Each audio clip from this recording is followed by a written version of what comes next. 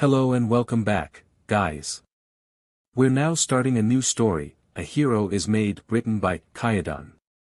You can find author's profile link in the description. Let's begin. Fireworks lit off in the sky. And the buildings of Island were covered in bright lights. We are here at the International Island Technology Expo. The most exciting show of technology in the world, said a newswoman to a camera. Now, after the tech demonstrations, it's time for the award ceremony. The crowd cheered inside the stadium as the head of the expo, Melissa Shield, took the stage. Hello everybody, Melissa said into the microphone. Thank you all for coming. I hope you've all been enjoying the expo so far. Woo! The crowd cheered. I think that answers my question. Melissa smiled. Then without further ado, let's get the award ceremony started. Yeehaw! The crowd went wild. Melissa's assistant came and gave her the award. Now, at most award ceremonies, they save the best for last. But we're not going to make you all wait in suspense. Let's start with the big one, Melissa exclaimed. The award, for most advanced support technology, goes to Midoriya Industries. The crowd cheered, but a little more quietly this time. Now, as per usual, Izuku Midoriya won't be appearing in person, and instead his lovely wife will be receiving the award. Give it up for Izuku Midoriya, everyone, Melissa said. Izuku walked up to the stage to roaring applause, and a few envious glares, in a fancy yet rather simple dress. Thank you, everyone, Izuku said, taking the award. Me and my husband are happy to receive this wonderful award, for the 5th time in a row. And of course, I'll be happy to accept all the other awards we'll be earning tonight. Oh, a bit cocky, aren't we? Melissa playfully teased. Well then again, given past expos, I can't exactly fault you.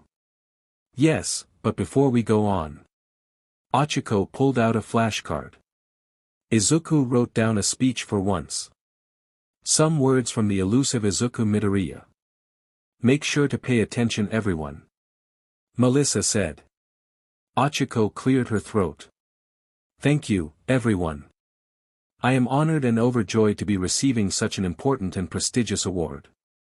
While I am the one receiving the award, I would like to bring some attention to all the people who helped me get to where I am. To my employees, my investors, and of course my customers. To my mother who supported me through everything. And most of all to my wife, who's been with me since the beginning and who without I would be nothing. All, went some of the crowd. We as makers of support gear, are in charge of helping the heroes who keep us from destruction. We are the ones who help them overcome obstacles that wouldn't be able to otherwise, and we are the ones in charge of boosting to new heights. Izuku continued. I may be the one winning the award, but we all have an important role to play. Let's continue the good work. Yeah. The crowd gave a rousing applause. Izuku bowed and walked off stage. Later, in the hotel room, Izuku Midoriya, CEO, and owner of Midoriya Industries, was currently sitting on his hotel bed typing away on his laptop, working on new technology, when suddenly the door slammed open and Izuku walked in. God, I hate these things, Izuku said, referring to her overly expensive and very uncomfortable heels. She quickly unstrapped her feet from the height-extending torture devices, before throwing them to the other side of the room. I said you shouldn't have bought those. I told you your feet would hurt. Izuku closed his laptop and directed all his attention to her. You could have just gotten something more comfortable. Yeah, but comfortable and good-looking don't go together. Izuku sighed as she kept getting undressed. And if I don't look my best, then we'll get 50 online posts about how I might secretly be a nomu. And besides, these shoes were a steal. They look way more expensive than they actually are. You always look your best, Izuku grumbled. And anyone who calls you a nomu isn't worth listening to. Izuku gave a kind smile at her husband, walking up to him and cupping his face in her hands. I know, but not everyone can see things like you do. And I have to make sure the public opinion is high. Then, Ochiko's expression changed from loving and tender to upset and disappointed. Speaking of opinions. The card. Yeah, you changed it. Izuku pointed out. Of course I changed it. Ochiko yelled, taking her hands off Izuku and pulling out the card. I'm not if really deserve this. I wouldn't be able to do anything without help. Izuku, what have I said about self-deprecation? I wasn't doing that, I was just being humble. Izuku argued, waving his hand defensively. Okay, first of all. There is a time and place for humbleness. If you're too humble or are doing it at the wrong time, then it actually makes you sound arrogant. And two, no you weren't. Ochiko scolded him. She walked over to the door, before opening it and yelling down the hall. Kyodon. Bring me one of the awards. Izuku gave her a confused look. What are you? Their bodyguard, Kaizo Makaguro, showed up quickly with one of the awards they had gotten. Here you are. Thank you. You're dismissed. Ochiko said, letting Kyodon bow and take his leave before closing the door. Then she grabbed Izuku, dragged him in front of a mirror, and stuck the trophy in his hand. Look at that, Ochiko said. You did this. You earned this.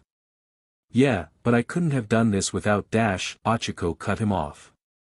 And without you, this could never have been done, Ochiko said. Repeat after me. I deserve this. I'd serve this.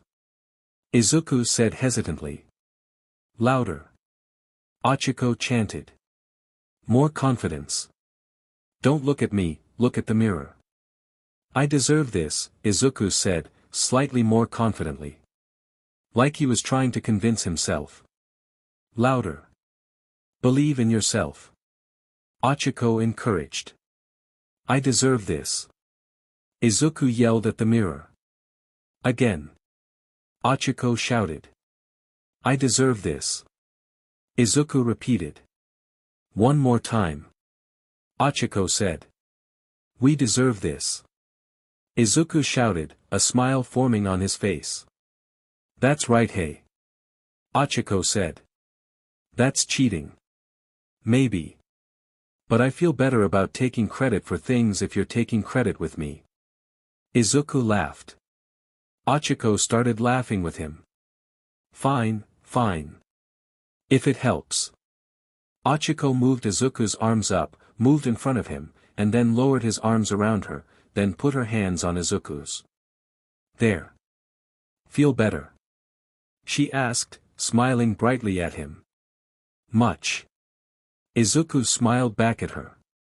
The two of them laughed for a little while before returning to their conversation. I'm sorry for making you go out there by yourself. Izuku apologized. Ag. Izuku, I love you, but you need to stop apologizing. Trust me, I'll tell you if you've done anything you need to apologize about. Ochiko said. Understood. Understood. Izuku smiled. Good. And, if you want to make it up to me. Ochiko slid out of his arms. You'll go to the investor tech demonstration. Izuku's smile fell, and he started to look away from Ochiko. Ochiko, I. Izuku put down the award, as he began thinking over the request. Izuku, look at me, Ochiko said, making sure his attention was on her. You haven't gone outside in years. You need to show your face to the public again. Or at least just our investors for now.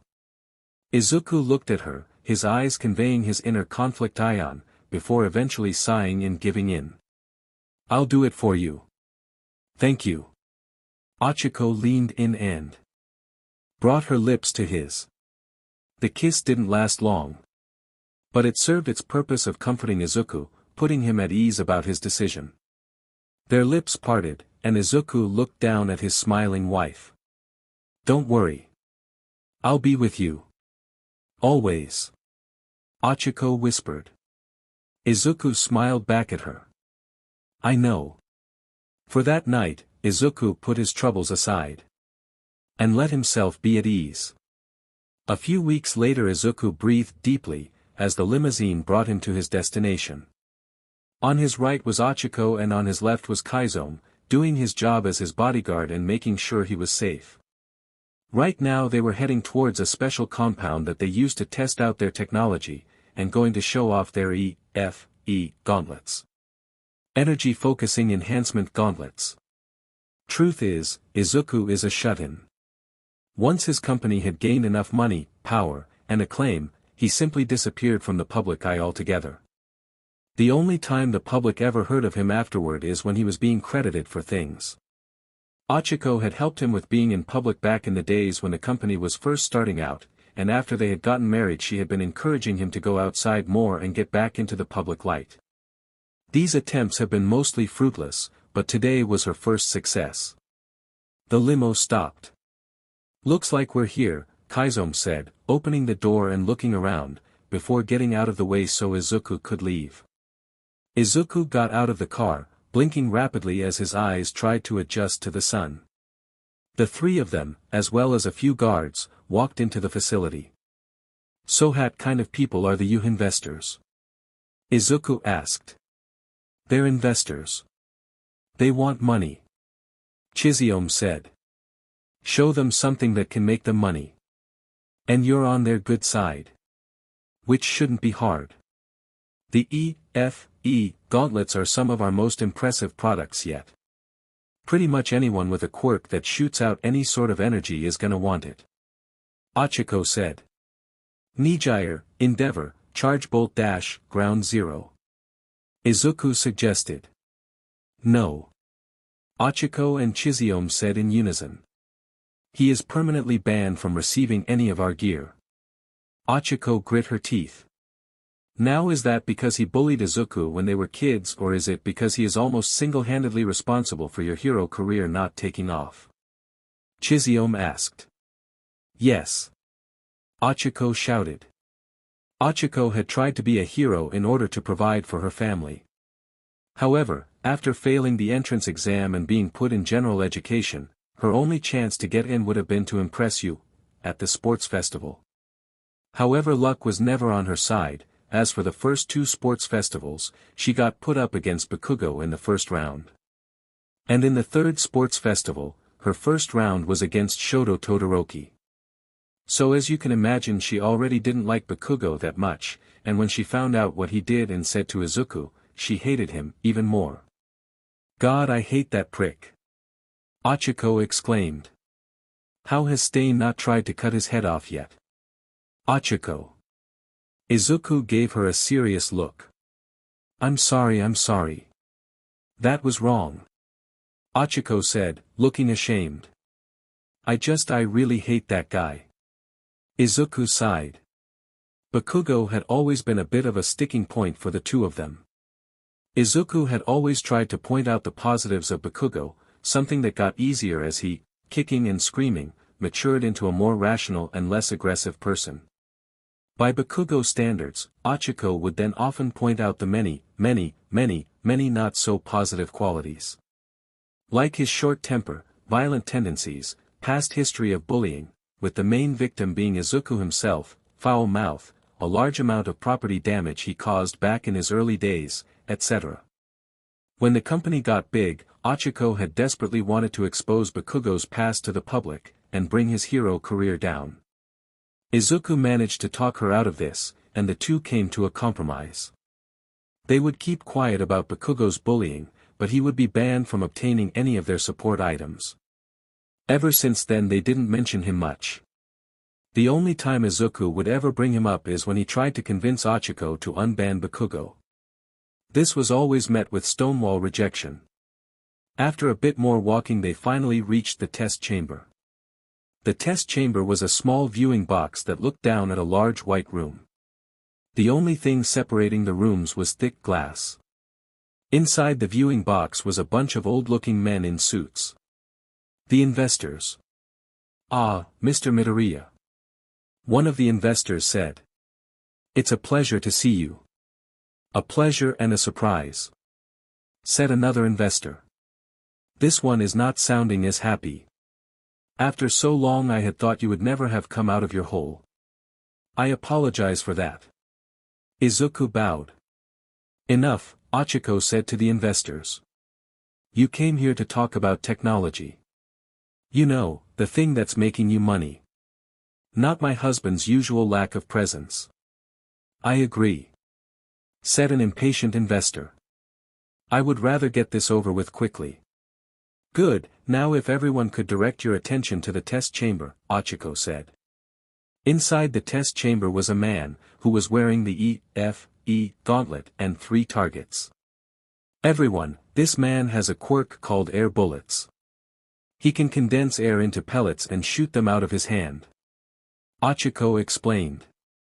This quirk has 2 major issues, however. Ochiko then lifted up her hand and spoke into her watch. Sir, please demonstrate your quirk without the gauntlet. The man lifted the arm without the gauntlet and aimed at the targets. He shot out a bunch of weak air pellets for his hand, most of which went flying all over the place, and the few that hit the targets didn't do much. His pellets are difficult to aim, and are rather weak, Ochiko explained. However, with the gauntlet. Sir, please demonstrate your quirk while using the gauntlet. The man raised his other arm and used his quirk again. This time, rather than a bunch of weak, scattered pellets coming out, instead a single, focused air bullet flew out at the target and destroyed it immediately. The investors looked impressed. Izuku, if you wouldn't mind explaining the gauntlet.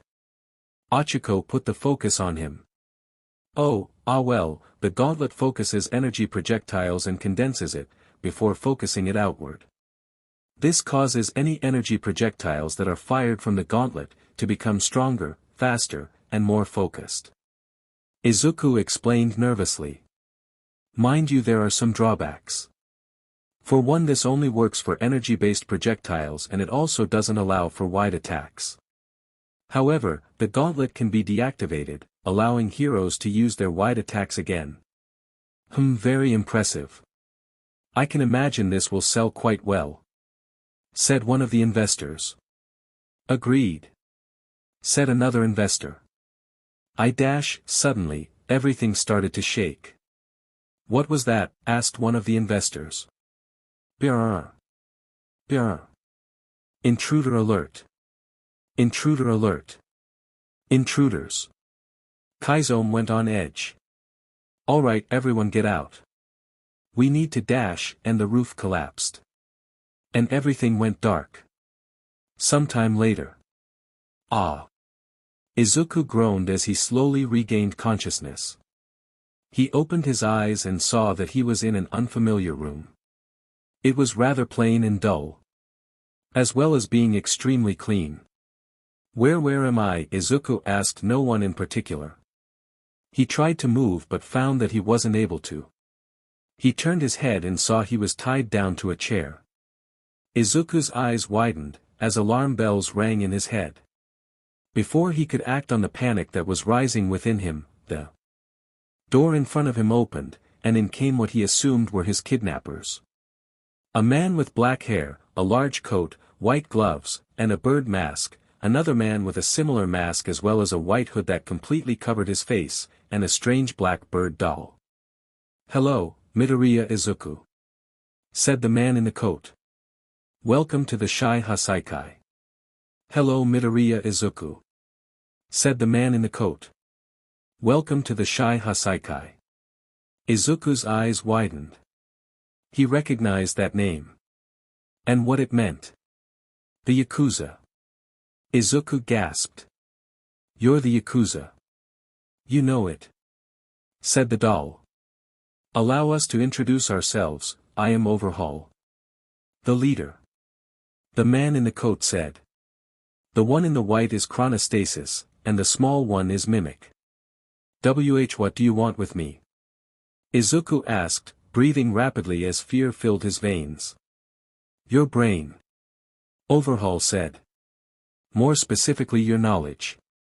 Mick knowledge. Izuku repeated. That was not the answer he expected. At best he thought that he was being held ransom. And at worst he thought he was going to be assassinated. It would be easier to show you. Overhaul said. Chrono. Untie him. Chronostasis nodded and walked behind Izuku and started untying the restraints. Don't do anything stupid, Chronostasis said as he finished freeing him. Izuku got the message and stayed as still as possible, showing no resistance whatsoever. Follow us. Overhaul commanded as he started walking out of the room. Chronostasis nudged him, making Izuku stumble forward and start following Overhaul. The Yakuza base was cramped and dreary. With Yakuza members trudging through the long, gray, narrow hallways, avoiding eye contact with all of them. Izuku nervously walked with the three villains, wondering what exactly they could want with him. Maybe they have someone with an intelligence-stealing quirk. Maybe they want my support gear designs. Or maybe Izuku went from thinking to muttering without noticing. Shut up. Mimic shouted. Quit your yapping. We're already here. Izuku looked up and saw a door with two Yakuza guarding the door. The guard stepped aside as Overhaul walked towards them, before opening the door and revealing what's inside. It was a lab. A quite up-to-date one in fact. Filled with all the chemicals and equipment that he would put in one of his company's labs. It was also very, very clean. Like not a speck of dirt had inhabited this lab since it was created. The only thing that seemed out of place was the mattress in the corner. Only one person was inside the lab, was another man in a bird mask.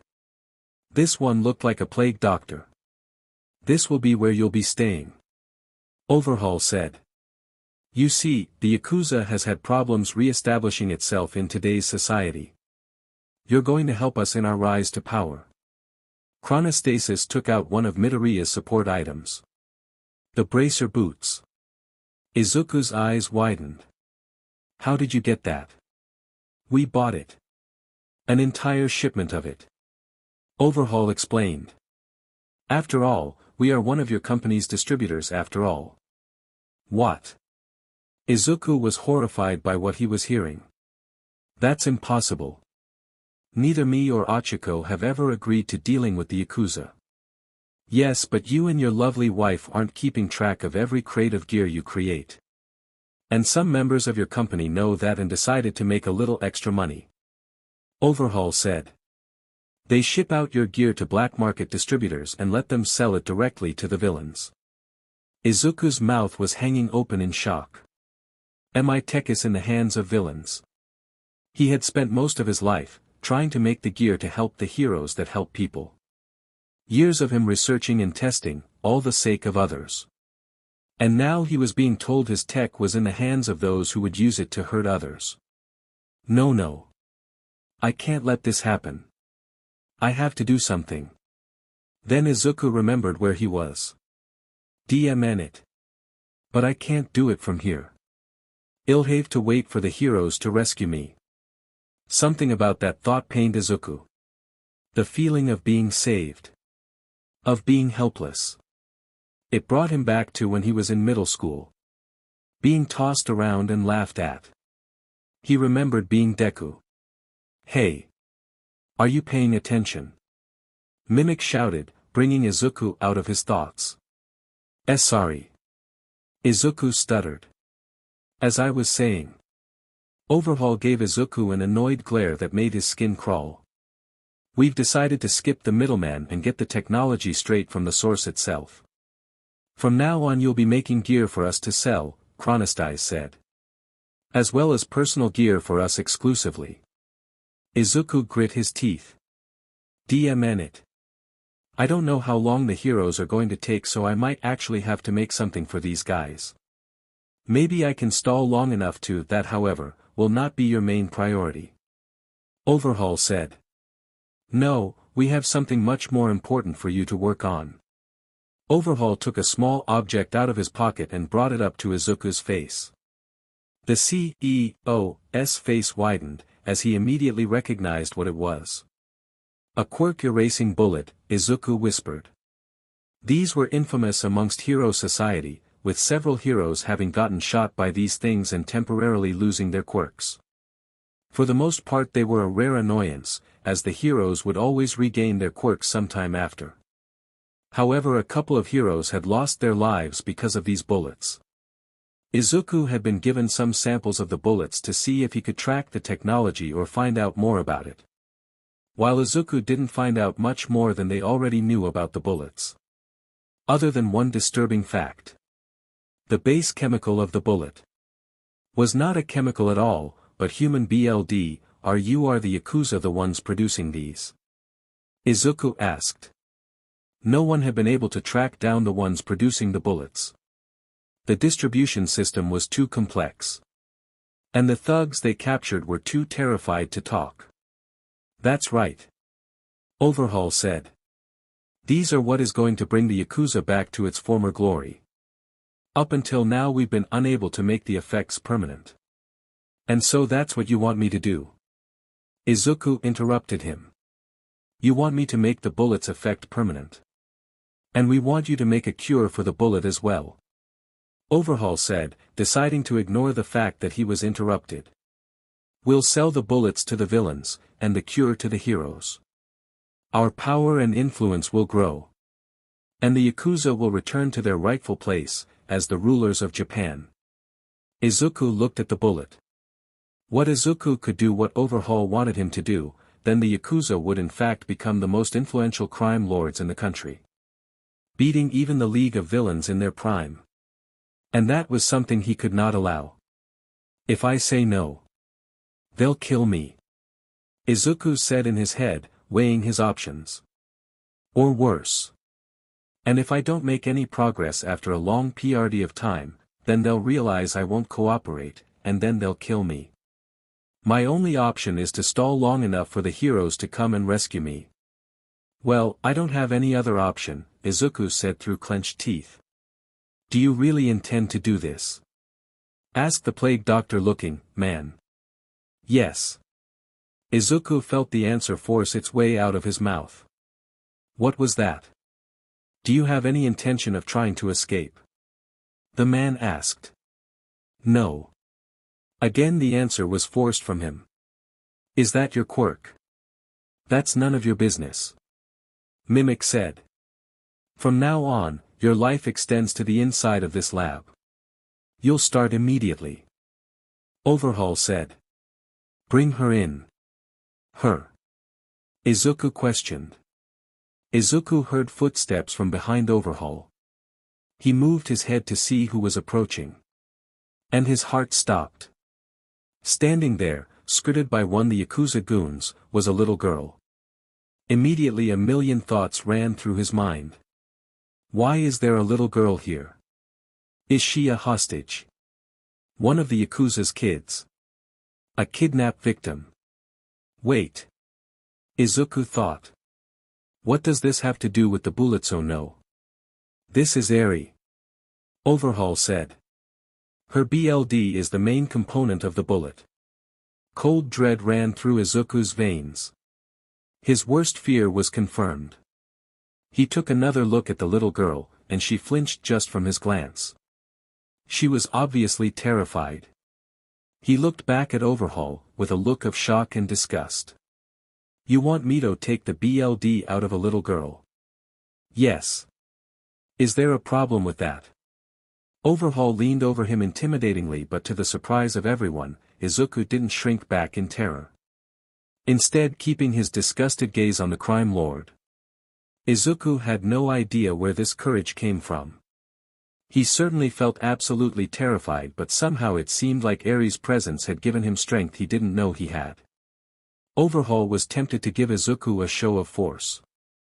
But decided on something else. Either you take her BLD. Or I will. Overhaul threatened. That made Izuku step back. He looked over at Eri, who was starting to tremble in fear. His options were limited. But he needed to do something about this. Needed to take control of the situation. At least a little. Izuku glared at Overhaul. I have some demands. Overhaul raised his eyebrow. You're not in a position to make demands. Except I am. Izuku pulled together all the courage he had. You have plans. Big plans. Plans that I am essential to. If I don't work for you, then your dream of re-establishing the Yakuza dies here. Sure, you could torture me. But all the time you spend doing that is time I could be working. And you don't seem like the type to waste time. Know your place, you little dash. Mimic started walking towards him angrily, before Overhaul gave him a look, signaling to stop. Listening to my demands will be easier for everyone in the end. Izuku finished. Overhaul glared at him for a while.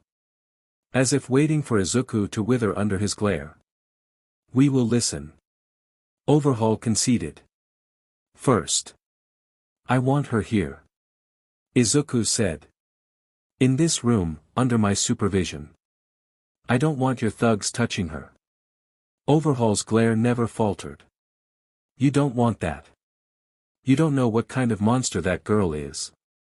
Eri held her head down with shame, as Overhaul degraded her once more. If her quirk goes off. And you touch her. Overhaul took off one of his gloves and touched one of the beakers, destroying it immediately. Just like her father.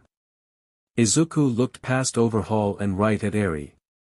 Giving the poor girl a pitying look, before turning back to Overhaul and continuing to glare.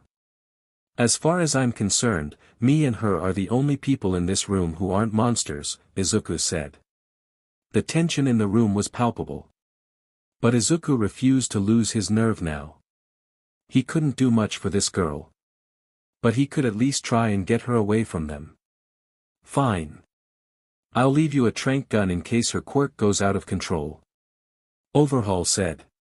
Anything else? I don't want anyone touching anything in my lab, Izuku said.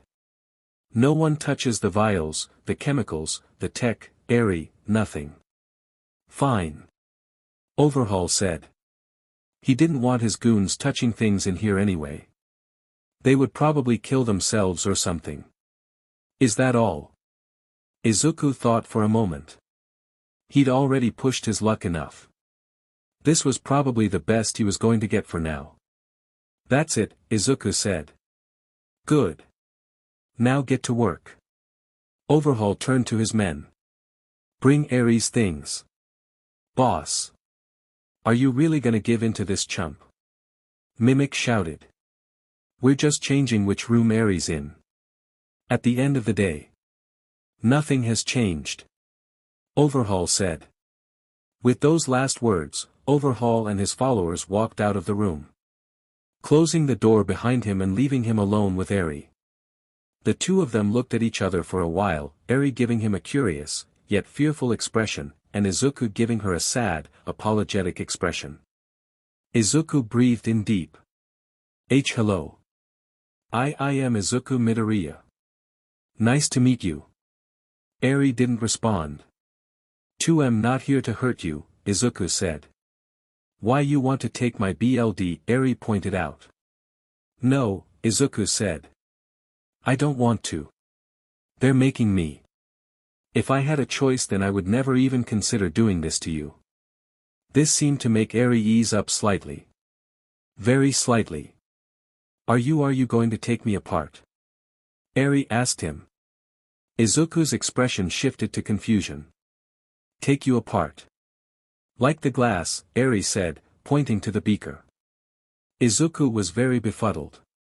Didn't Overhaul destroy that with his quirk? How is it still here unless? Maybe his quirk lets him take things apart on a molecular level and then put them back together. Is Eri saying he's been doing that to her? But that would mean in the brief time she was destroyed she would be the mere thought of what Eri was implying made Izuku want to vomit. Izuku has known Overhaul for less than 3 hours and he has already rocketed to the top of the rather short list of people he hates. No. Izuku said firmly. No. No. I won't do that. I will never do that. So long as I'm here, you'll never have to go through that again. Eri's eyes widened. Shining with hope for a moment. Then, as if she was afraid to feel hopeful, she sunk back into the feeling of terror. I know you don't want to do this. Neither do I, Izuku said. But if I don't take your BLD, then they might hurt you again. So please, just go along with me. After a few moments, Eri gave a hesitant nod. Izuku breathed in deep.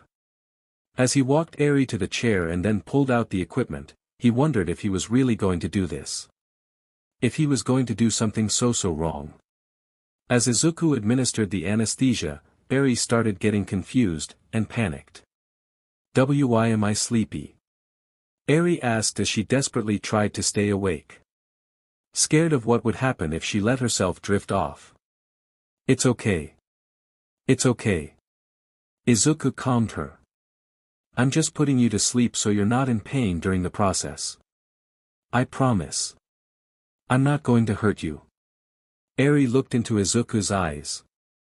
She didn't see the usual annoyance that she saw in the Yakuza goons, or the indifference from the 8 precepts, or the disgust from Overhaul. Instead she saw sadness, protectiveness, and honesty. It seemed like this man truly did not want to hurt her. That unlike everyone else, his words and promises were not empty.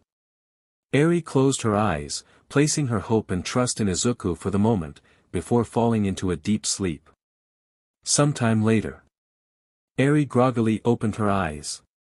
She felt weak. Weaker than usual. And dizzy. Her head hurt too. These feelings were familiar to her, as this is what she typically felt like after getting her BLD drained. She quickly looked around and was surprised to see she wasn't on the chair, but rather in her bed. Whenever she had passed out during the BLD drawing before, Overhaul would typically wake her up immediately and then force her to walk back after he was done. She was still in the same room, it just looked like her bed had been moved here along with some of her things, and she could see Izuku working on something close by. This was confusing. Was the BLD draining done already? She felt like she did after her BLD was drained, but where was the pain? The needles, the pumps. She looked at Izuku, wondering if he truly didn't want to hurt her. If she could trust him. She felt like she could, but at the same time, she was scared. What if she was wrong?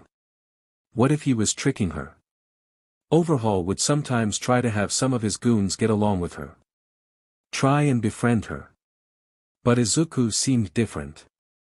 Not only did he seem very real and genuine, unlike those Yakuza goons, but he also didn't seem to like Overhaul. Eri's head hurt from thinking too much. Eri didn't want to bring attention to herself. So she just silently watched Izuku work for a little while, before her stomach growled. Izuku turned his head to look at Eri, finally noticing that she was awake and sitting up. Eri. He quickly walked over to her, dragging a table with wheels on it with him. You shouldn't be sitting up so quickly. I am sorry. Eri said fearfully. Eri was going to lie back down, but before she could Izuku went over to her and moved her pillow up. Izuku placed his hand on her chest, and moved her towards the pillow, letting her lay back against it. Izuku's hands, they felt so kind. They weren't cold and forceful like Overhaul and his goons. He didn't push her as they would have. Rather his hands were warm, and gentle. Trying to guide Eri towards the pillow. How do you feel? Izuku asked her. 2am okay. Eri lied. She had to lie. Overhaul hated when she complained. He would punish her if she said that she felt sick or was in pain. He said it's what a monster like her deserved. Eri. You just lost a lot of BLD, Izuku said sternly. You are definitely not okay. I need to make sure nothing went wrong, and if something did go wrong I have to find out what it is so I can make it better. So please tell me the truth. Eri sunk back into the pillow. My head hurts. And I feel dizzy and weak, and hungry. Izuku nodded. Okay. That's normal. You should be fine after a while. But first let's take care of that hunger. Izuku moved the table towards her. On top of it was a plate of beans. They were cheap and kinda gross looking, but Eri was used to it by now. Eri gave him a hesitant look, and Izuku nodded, conveying to her it was okay to eat it. Her hand shakily moved towards the spoon. As she picked it up her hand shook a lot. Izuku frowned as he saw Eri struggle. He grabbed the spoon from Eri's hand, and a jolt of fear ran through her. Had she done something wrong? Was she not going to be allowed to eat anymore? Izuku gathered the mushy beans in the spoon, before holding it up to Eri's face. Open wide. Eri blinked, confused by the action but decided to go along with it. She opened her mouth, and Izuku fed the beans to her. For the next few minutes Izuku silently fed her. This situation felt familiar to her. If she thought hard enough and pushed past the headaches, she could barely remember someone doing this to her before. She thinks it's her father. She can't even really remember him at this point. Without even realizing it, tears start dripping from Eri's eyes. This alarmed Izuku, who immediately stopped what he was doing. Is something wrong? Are you okay? Why are you being so kind to me? Eri asked him. I am a monster. I'm cursed. Eri continued crying. She was promptly silenced when Izuku's arms wrapped around her, embracing her in a firm yet gentle embrace. You're not a monster, Izuku told her. The people who told you that you were. The people who hurt you. Those are the real monsters. But I am why curse. Eri cried. Your quirk. Izuku corrected. No one can control what quirk they get, and no one is at fault for not knowing how to use it. These kind words, this gentle embrace. It was more affection than Eri had ever remembered receiving in her life. For almost as long she could remember she was surrounded by people who hated her, and called her a monster. People who hurt her and told her it was her fault for existing. But Izuku wasn't like that. In the short time she had known him he had shown her care, compassion, affection. He didn't think she was a monster. She wrapped her arms around his waist, and cried in his torso. Izuku gently pets the back of her head, letting her unload her pain onto him. At that moment Izuku made a promise to himself. That no matter what happened, he would protect this girl. Even if it cost him his life. Overhaul strutted into the lab with Shin by his side, and was displeased to find that Izuku was in the process of feeding Eri. If I wanted a babysitter I wouldn't have gone through the trouble of kidnapping one of the world's greatest scientists. Overhaul said in a very annoyed tone. Eri immediately clung to Izuku, and the CEO turned his head to meet the villains. It's been a month. Overhaul walking up to Izuku in an imposing fashion. And you've yet to produce any results. Progress takes time, Izuku said. As the people who produced this bullet, you should understand this. I may be smart but I'm not magic. I can't produce groundbreaking progress in only a month. And since I've been focusing on this I haven't had much time to work on support gear. Overhaul turned to Shin and nodded, signaling him to use his quirk. Are you stalling? Shin asked. Not really, Izuku responded. I already know how to improve the bullet but you guys haven't given me the means to do it. Overhaul glared at him. How? We've given you all the chemicals and components you could possibly need. And we send someone in here to ask if you need supplies once a week. But supplies I ask for never come. Izuku pointed out. That's because the supplies you ask for are things like orange juice, vitamins, and things that have nothing to do with your task. Overhaul glared at him. But they do have to do with my task. Izuku corrected him. Have you heard of the hero grape juice? Who hasn't? Overhaul said. Everyone knew about grape juice. He became famous after his heroic death, taking the infamous Gigantomachia with him to the grave. Are you aware of how his health affected his quirk? Izuku asked. The healthier he was, the more effective his quirk. This can also be said about many other people's quirks. For Eri, however, this is only somewhat the case. While Eri's quirk, in itself, is not affected by her health. Her quirk affected BLD is. Due to the poor condition Eri is in both physically and mentally, the BLD we're getting from her is of poor quality. The food you give her is cheap and bland and you don't even give us enough of it. She hasn't seen the sun in years. She's been constantly getting her BLD drained from her. And she's stuck in a facility with people who hate her and has been getting physically and mentally tormented for years. Overhaul looked at him for a moment. So what you're saying is if Eri's in better health, the bullet's effects will last longer. Yes, Izuku responded. Overhaul turned to Shin. Are you speaking the truth? Shin asked. Yes, Izuku said. TCH, fine. Tell me what you need then. Overhaul said. Since I know you won't let her outside, I'll need a lot of orange juice to make up for all the vitamin D she's missing. Izuku started spouting out necessities. I'll also need vitamins to make up for all the other nutrients she is missing. Also, I'll need more healthy foods. Not that cheap stuff you feed us either, but some actually tolerable food. I'll also need some books to STMLT her mentally dash, she can't read. Overhaul interrupted her. I'll teach her, Izuku responded. We'll also need way more food than you're giving us. Part of the reason my work has been slow is because I've barely been eating. We've been giving you enough food, so why is it you're the one hungry? Overhaul asked. You give me the bare minimum. And you give Eri even less. So when I give her my food, there's not enough food for me left over. Izuku explained.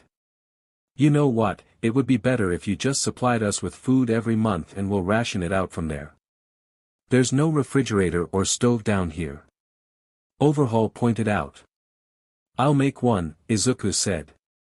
I'll also need you and your men to visit as little as possible. A person's health state can affect their physical health, and as you can see her mental health is not exactly the greatest, in no small part because of you. So the best way for her to recover would be as little exposure to you and your men as possible. Fine. I didn't intend to storm into here every month anyway. I'll be sending an inspector every month to make sure you're not up to anything, and someone to give you food and supplies every month. Overhaul said. Is that all? Izuku asked. Yes. Now get back to work. Overhaul said as he and Shin walked out of the room. Izuku breathed a sigh of relief. It looks like it worked. Ever since Izuku was a child he'd always analyze quirks, writing down details and theories in his notebook. At first, he intended to use these notes to help him become a hero, but when that dream was dashed, he repurposed them to help him in his support gear construction.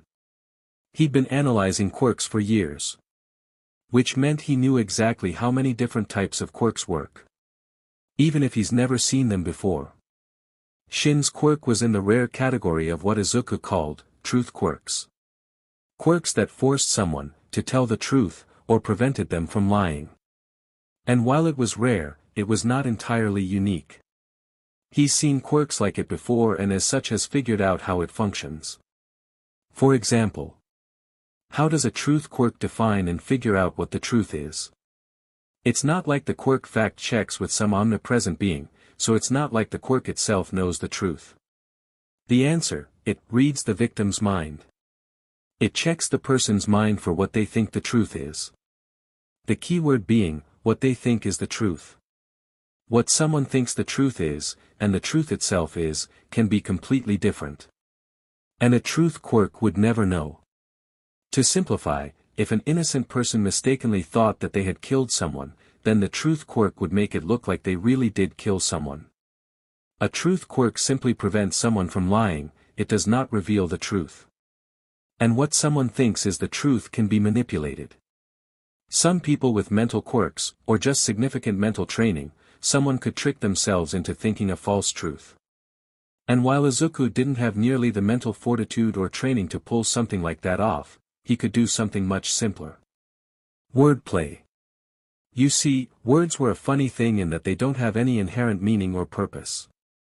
If humans decided tomorrow that red should be called blue and vice versa, then that would be the case.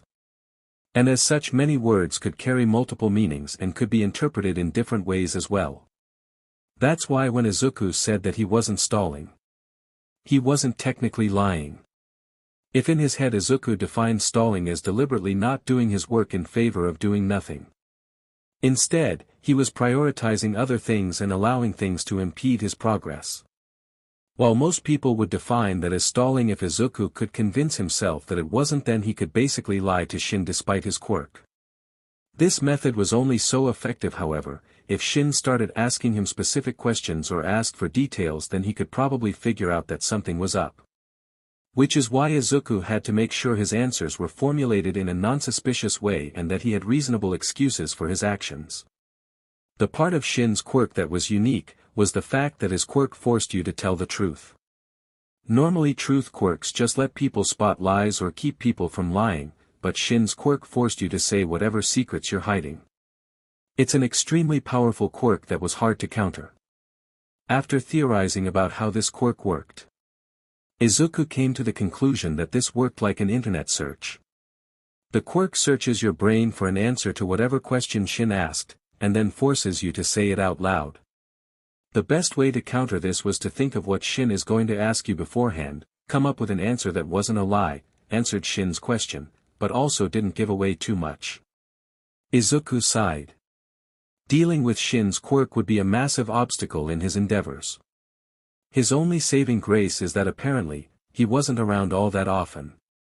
His quirk was so useful that Overhaul always had him doing work outside the base.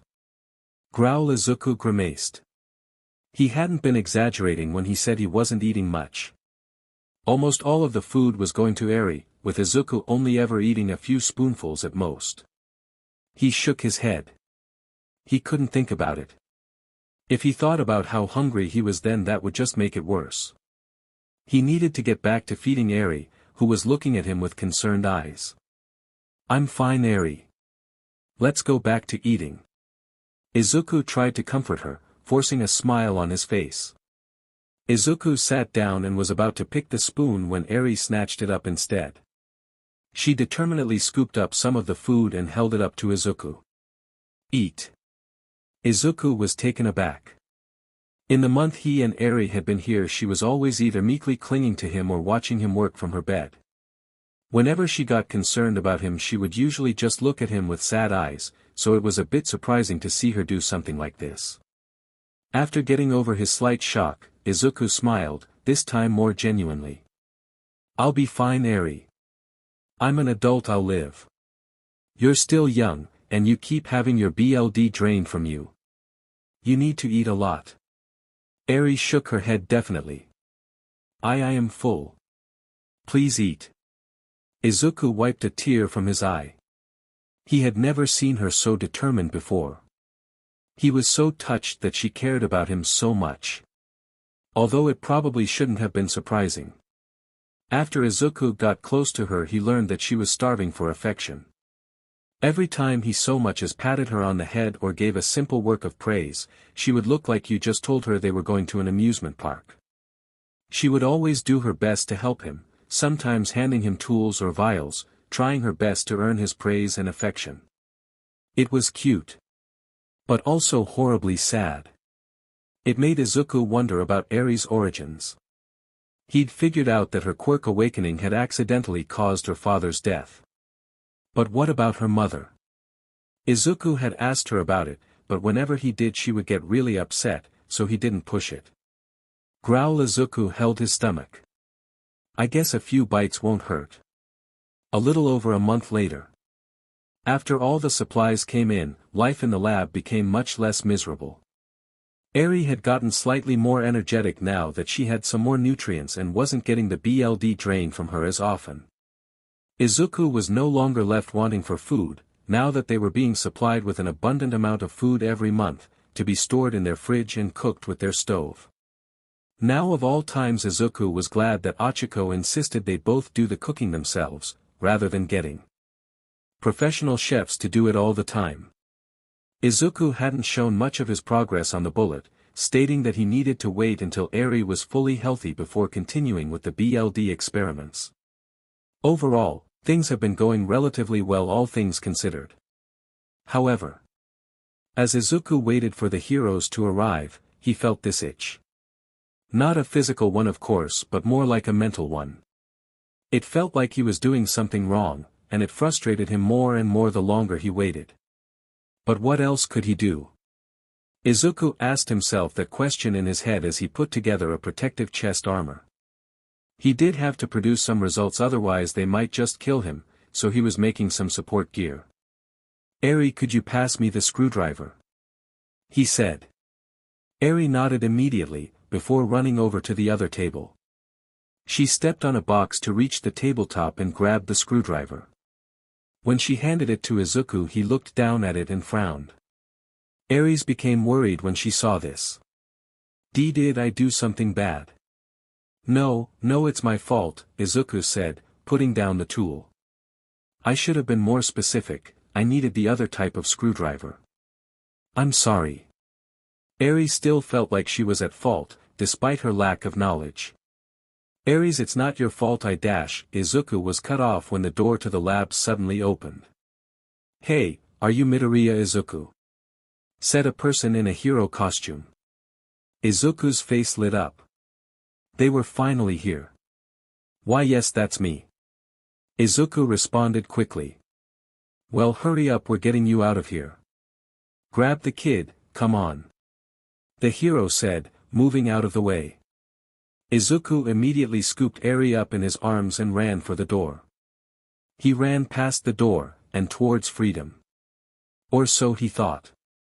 He barely made it a foot past the door, before the hero grabbed him by the back of his collar, and threw him back into the room. Izuku fell onto his back, Eri spilling out of his arms and onto the floor. Waga.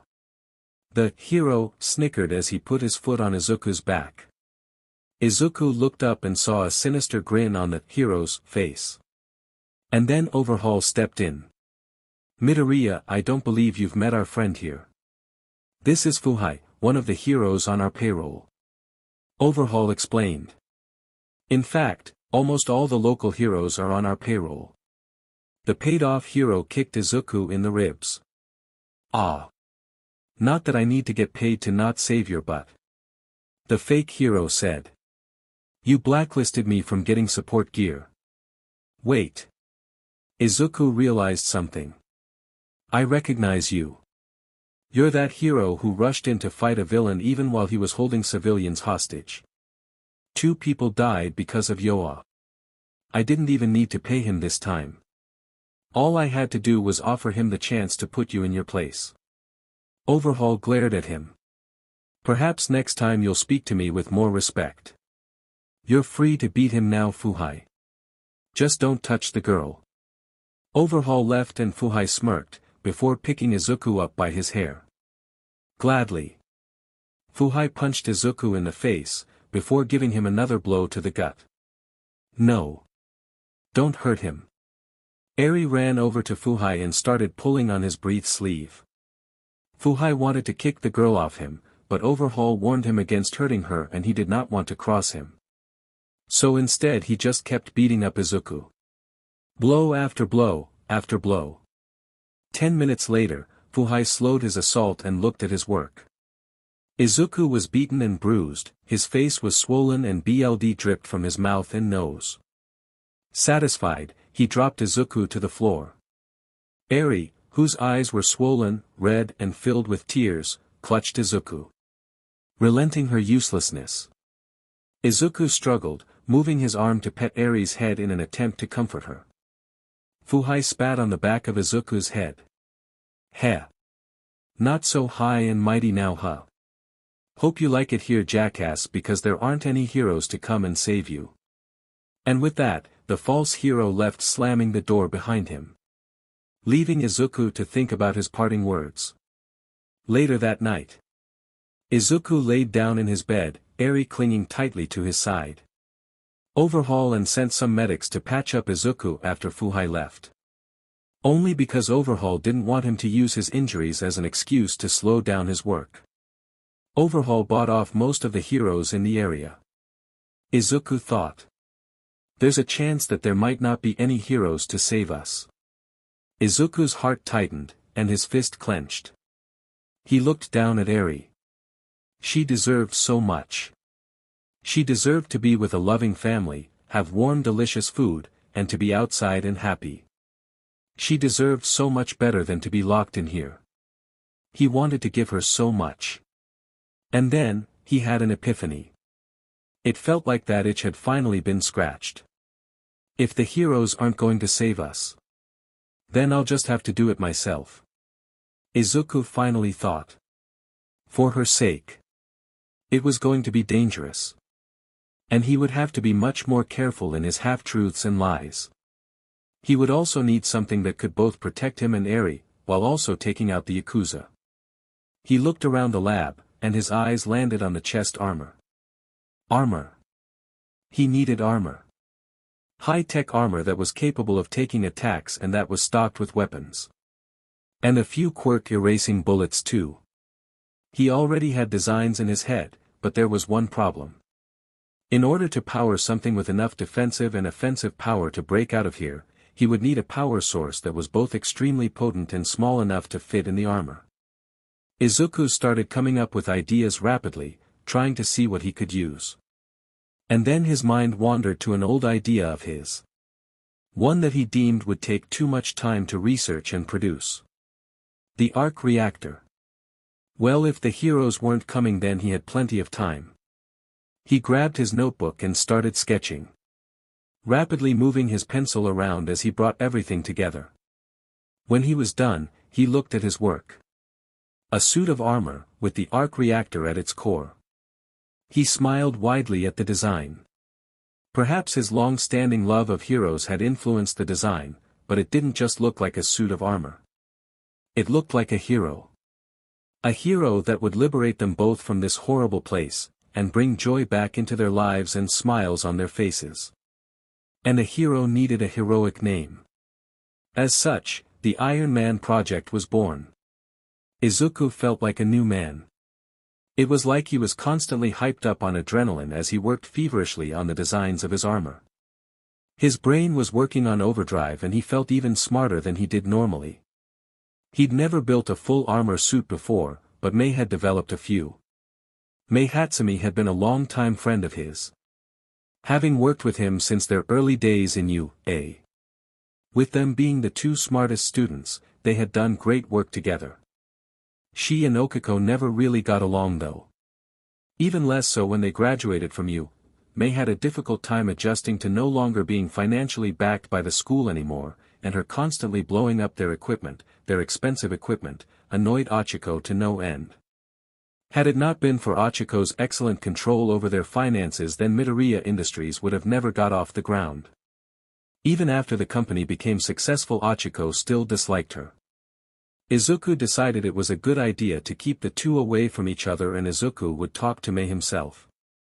It was only until after they got married did Izuku realize why Ochiko hated the idea of him going to meet an attractive female by himself, away from her. Izuku smiled at his past stupidity. The Arc Reactor was the most important part and would likely take the longest. As such, he would like to focus on that first. However, he still needed to produce results with both the quirk-erasing bullets and the other support equipment. So he would work on the armor, and when he finished, he would make weaker, single pieces of the armor and give them to Overhaul, while he worked on the Arc Reactor and the quirk-erasing bullets. It was a more chaotic schedule than he would have liked, but it was all he could do. Alright, the blueprints should be finished, Izuku muttered to himself. The blueprints for the armor was separated into different parts, so as to not elect suspicion. Okay, so I'll start on the Arc Reactor for an hour, then move on to the helmet, Izuku muttered. Eri. It's time to get to work. The young girl nodded and gave him her adorably determined look. Izuku ruffled the hair of his tiny assistant as the two started on their day. 3 months later. Boom. Darn it. Izuku shouted, hitting the blast shield in frustration. Eri brought him a drink to help cool him off. Both literally and metaphorically. The Arc Reactor was proving to be troublesome. After 2 months of working he had finally gotten the thing to turn on and the energy to flow. The issue was, finding a way to contain such potent energy in such a small object, was proving to be a rather daunting task. In other news, he had made progress on the helmet and gauntlets, but he wouldn't be able to really finish any of the armor. He did make a lot of progress on the quirk erasing bullets.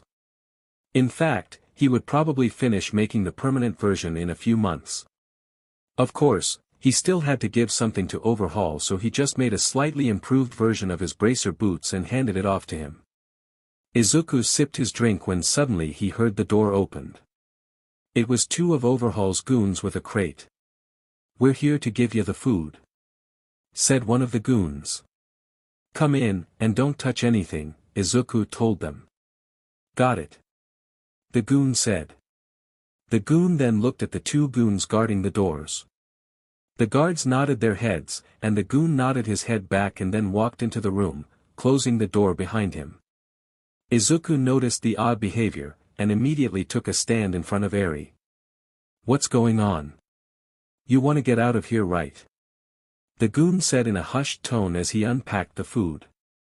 Izuku's eyes widened. "What are you talking about? Keep it down," the other goon said. "If we want to pull this off, then we'll need to make sure Overhaul doesn't hear a word of what we're saying." "Language. And pull what off?" Izuku said in a hushed tone. "Destroying Overhaul and the Yakuza," the goon said. "What?" Izuku had to try not to shout out in shock. This had to be a trick of some kind. "You idiot, now you got him confused," the other goon scolded. "Let me explain. When he signed up for the Yakuza, we thought we were joining a criminal group with class. With respect. With honor. And back when the boss was in charge, it was like that. He knew what it meant to be a Yakuza. A real Yakuza. Then Overhaul put M into a coma, and forced everyone to follow M, or else he'd kill M with his quirk. He filled the Yakuza with trash and rejects. He started crossing lines the boss said not to cross. He took a villain's name. And worst of all, he started mistreating the boss's grandkid." Izuku's eyes widened. "Eri is the granddaughter of the former Yakuza boss. No, I have to stay focused. If what he's saying is true, then I may be able to use it to my advantage. But why destroy it? Wouldn't you rather just kill Overhaul and take back control?" Izuku asked. "Nah. If we take out Overhaul and all the goons loyal to M, then we'll be too weak. Our enemies will take us out in a heartbeat," Goon 2 said. "And screw that. If the Yakuza's going out, then we're going out on our own accord," Goon 1 said. "So it looks like there are 2 groups. People who are loyal to Overhaul and people who want him dead.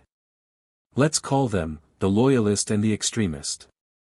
Izuku thought. "How many of you are there compared to the ones loyal to Overhaul?" Izuku asked. "We got bigger numbers, but Overhaul's guys are way stronger." Goon 2 scowled. "We'd never stand a chance if we tried to fight back on our own, but with those bullets dash, you'd be able to take away their advantage." Izuku finished. "So you want me to make the bullets and then help you and your allies take out Overhaul and his minions?" "I knew you were smart." Goon 1 smirked. "Okay, if I do this, what happens to me and Eri?" Izuku asked. "What did you think happens? You take the girl and get out of here," Goon 2 said. Izuku nodded. "This could make my escape a lot easier, but still. If I help you, you'll kill Overhaul, right?" Izuku asked. "Duh. That JRK's gonna get what's coming to M," Goon 1 said. Izuku frowned.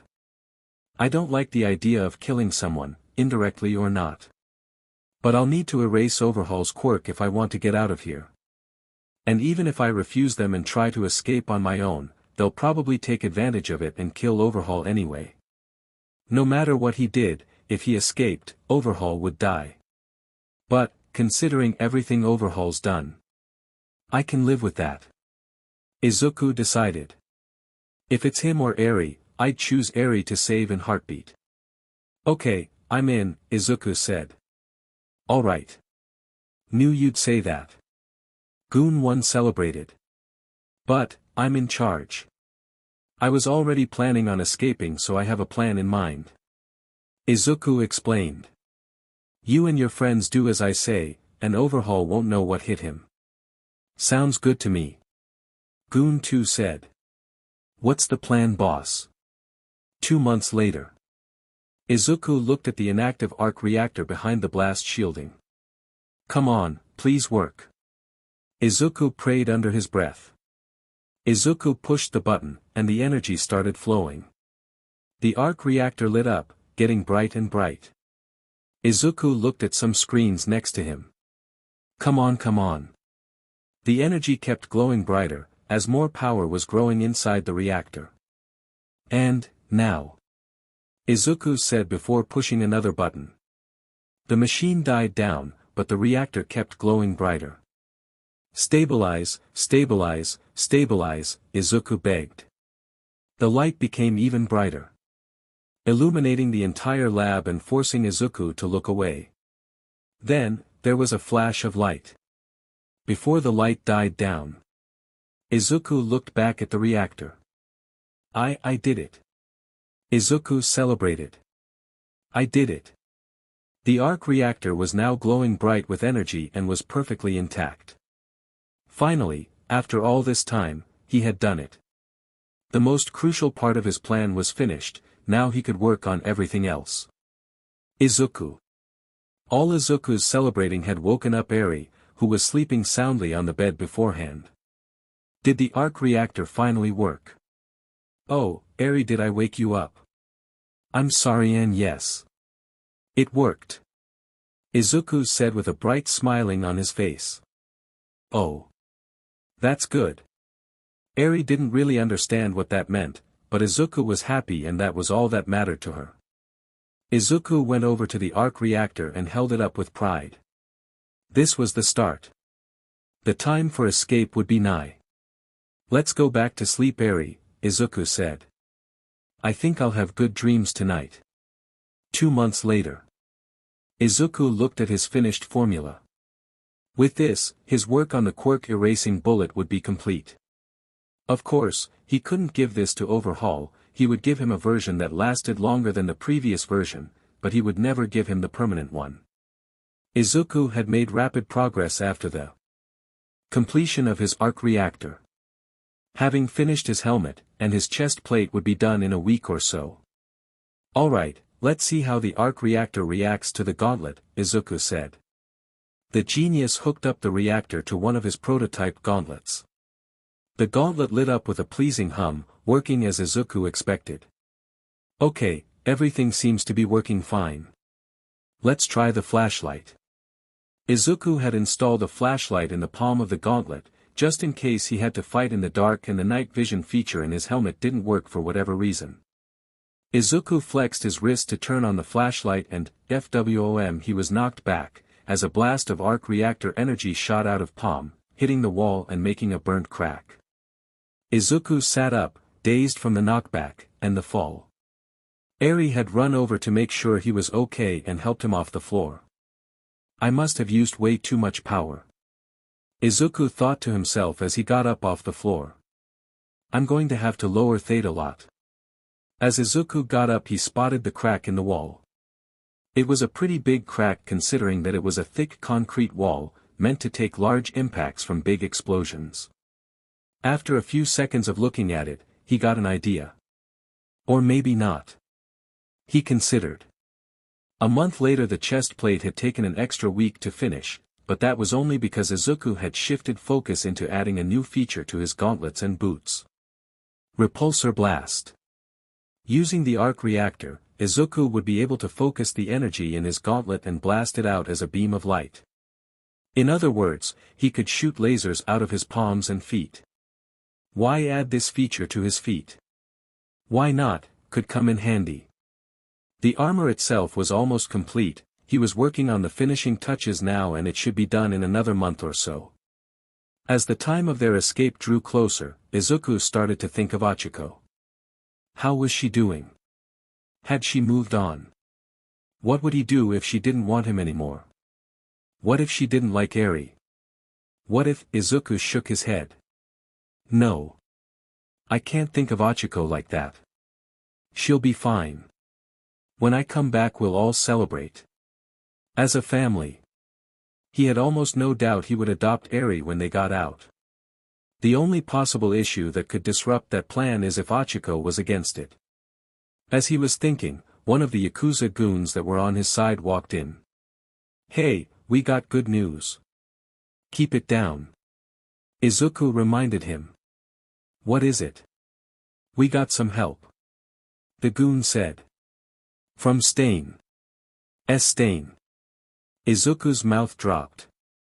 Why would the hero killer want to help us? Apparently he hates Overhaul just as much as we do. The goon said. I don't know what Overjerk did to cross the hero killer. But he must have really screwed the pooch. Izuku thought about this. While he was sure the hero killer would make the job easier, he was hesitant to work with Stain the hero killer. But if it meant securing Eri's safety. Alright, make sure he's actually on our side, Izuku told the goon. If he betrays us, it could be the end of all of us. Got it. The goon said before walking out. Izuku went back to his work. Soon all of this will be over. Just a bit more time. It was the day. Izuku reported that he had finished the bullet. And as expected, later that day, Overhaul followed by Mimic and Chronostasis, barged in. Where is it? Overhaul demanded. Izuku rubbed his eye, giving a secret signal to the guards outside the door, who responded by blinking twice. Everything was going as planned, no diversions. I reported it as soon as it finished, Izuku said. It's right over on that table, I've also laid out the formula right next to it in case you wanted to see it. Overhaul and his posse rushed past in, their attention laying solely on the bullet. Just as Izuku expected. Izuku stood by the door, with Eri by his side. He had only made her aware of the plan last night, and it was obvious she was nervous. If Overhaul weren't so distracted he probably would have noticed something was up. This is it, this is the start of our empire. Overhaul held the bullet up to his face, admiring it. The guard blinked 3 times. Izuku blinked once and turned Eri away. Suddenly the 2 guards turned, aiming their assault rifles at Overhaul and firing. Overhaul didn't react until it was too late. Gah. Kai. Gah. Chronostasis was shot. What the? Mimic got hit. Suddenly, the small doll exploded, spitting out a large adult male. Overhaul looked at the bullet lodged in his arm, his eyes as wide as dinner plates as dread and anger filled his body. What have you done? My quirk did the. Suddenly Chrono and Mimic were shot again, this time in the knees. The 2 guards had put aside their rifles and pulled out pistols that fired real bullets. You traitors. Overhaul instinctively tried to use his quirk, only remembering he couldn't when it was too late and he was shot in both his legs. Leaving all 3 of them on the ground, heh. Like our gun's boss. Goon 1 held up the rifle. Modified by Midoriya himself, looks just the real thing. Give the order. Izuku interrupted their gloating. Oh yeah. Goon 2 put his walkie-talkie up this mouth. It's time boys. Give em hell. UBSTRDS. What is this? Mimic asked. What do you think it is, doll boy? Goon 1 taunted. We've been planning this for months. See, that's the problem with hiring a genius against his will, he outsmarts you. Midoriya finished that bullet months ago, and it was a side project. Goon 2 laughed. Oh, I can't wait till you see what he was really working on. You planned this. Overhaul glared at Izuku, who was walking over to one of the tables. Do you really think you'll get away with this? My men will die like the freaks they are. Goon 1 interrupted him. We got a bullet for each one of your little precepts of death, and even if they fail, Stain will take him out. You're done, Kai. Goon 2 used his real name to anger him. Don't call me that, you trash. Overhaul shouted as he started crawling over to them. While the guards were taunting Overhaul, Izuku could hear the firing of guns getting closer to the lab. He couldn't waste any more time. Izuku kneeled down and opened the panel on one of the tables, before crawling inside. What the hell is he doing? Mimic asked. Oh, you'll see. Goon 1 laughed. Once Izuku was inside, he laid down perfectly flat, and in just the right position. Suddenly a blue light washed over him, scanning him and making sure that it was Izuku under the table and not anyone else. After a few seconds, the scanning was complete, and it moved on to the next phase, equipping the armor. Little mechanical arms moved to attach the pieces of the armor onto Izuku, first the boots, then the legs, then the chest, the arms, the gauntlets, and finally, the helmet. Then the pieces began to attach to one enough, parts moved and stuck together until Izuku was fully sealed in the armor. Then the arms lowered the Arc Reactor into the chest piece. The Arc Reactor was put into place, and locked in, powering up the armor with a pleasing hum. The HUD came to life, allowing Izuku to see, as well as giving him a full analysis of his surroundings and a status report of the armor. The top of the table opened up, breaking in half and giving Izuku his exit. He grabbed the top edge of the table and pulled himself up, revealing his gray Iron Man armor for all to see. Goon 1 whistled. There it is. What the hell is that? Chrono asked. Izuku looked at Chrono. My escape. Nice line. Gee ah. Suddenly Goon 1 had a bottle thrown at his head. It's Sakaki. Goon 2 said before getting a bottle thrown at his head. Ah. Didoro Sakaki ran into the room in a panicked, but still drunken, stupor. Bus. The goons are shooting us. Sakaki said, before looking at Izuku's armor. What the F is intoxication detected, activating auto fire. Said the armor's HUD. Izuku's palm flew upward, and the armor fired a repulsor blast right at Sakaki's chest. Wah! The blast hit its mark, sending the villain flying into the wall and onto the floor. Knocked out cold. That thing shoots lasers. Mimic's eyes widened. Izuku got out of the table, he moved around awkwardly as he was unused to wearing the armor. Eri, it's time to go. Izuku picked up the girl, as the two goons got off the ground. As Izuku walked out of the room, he nodded to the two goons, giving them the signal to finish it. They gave him a wicked smile and picked up their guns. Looks like the kids are away. Time for the guns to play. Goon 1 said. That was so lame. Chrono deadpanned. Yeah, well, you're dead.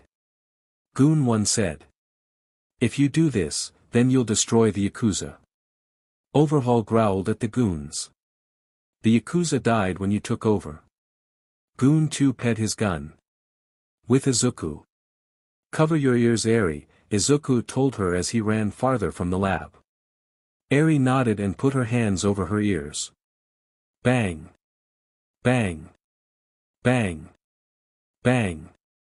4 gunshots went off behind them. Signaling the end of Overhaul, Chronostasis, Mimic, and Didoro Sakaki. Izuku grit his teeth. He didn't like it. He really didn't like it. All the death and destruction that would happen here would be his fault. But he had no choice. Armor. Bring up a map of the base. Izuku said. In the corner of his HUD, a three-dimensional map appeared of the Yakuza base as well as multiple blips showing his enemies and allies. This was accomplished by hacking into the Yakuza's camera system. It looks like Overhaul, Chronostasis, Mimic, Shin Nemoto, and Didoro Sakaki are all dead. Izuku looked through the cameras to see how well his plan worked. Rikiya Katsukame lost his quirk and is currently very injured, he probably won't be alive for long. Toya Setsuno, Yuhojo, and Soromitsu Tabe are all still alive and have their quirks and are fighting off the goons together. Setsuno probably used his quirk to steal the guns before they could fire them. Kendo Rappa and Hikiji Tenai also have their quirks and are fighting them off. DMN it, this didn't go nearly as well as I thought. Most of them are trying to get to where Overhaul was, meaning that they're all blocking my path. The plan was a simple one. Use the quirk erasing bullets to depower and kill Overhaul and the 8 precepts of death. Without them, the enemy wouldn't stand a chance against Izuku's forces. However, with most of the 8 precepts still alive, then their victory was no longer certain. Now they would have to do this the hard way. Izuku's Ironman Online Report. Izuku activated the comms they had established for this mission. A distorted voice came in reply. Most of the goons are busy. I killed all the goons on the outside and I'm making my way through the facility now. Stain. Izuku immediately knew who this was. Stain was the only person whose voice would be distorted and the only person who would have come from the outside. Yes. Stain confirmed. Did everything go as planned? No. A few of the 8 precepts are still alive and blocking my path.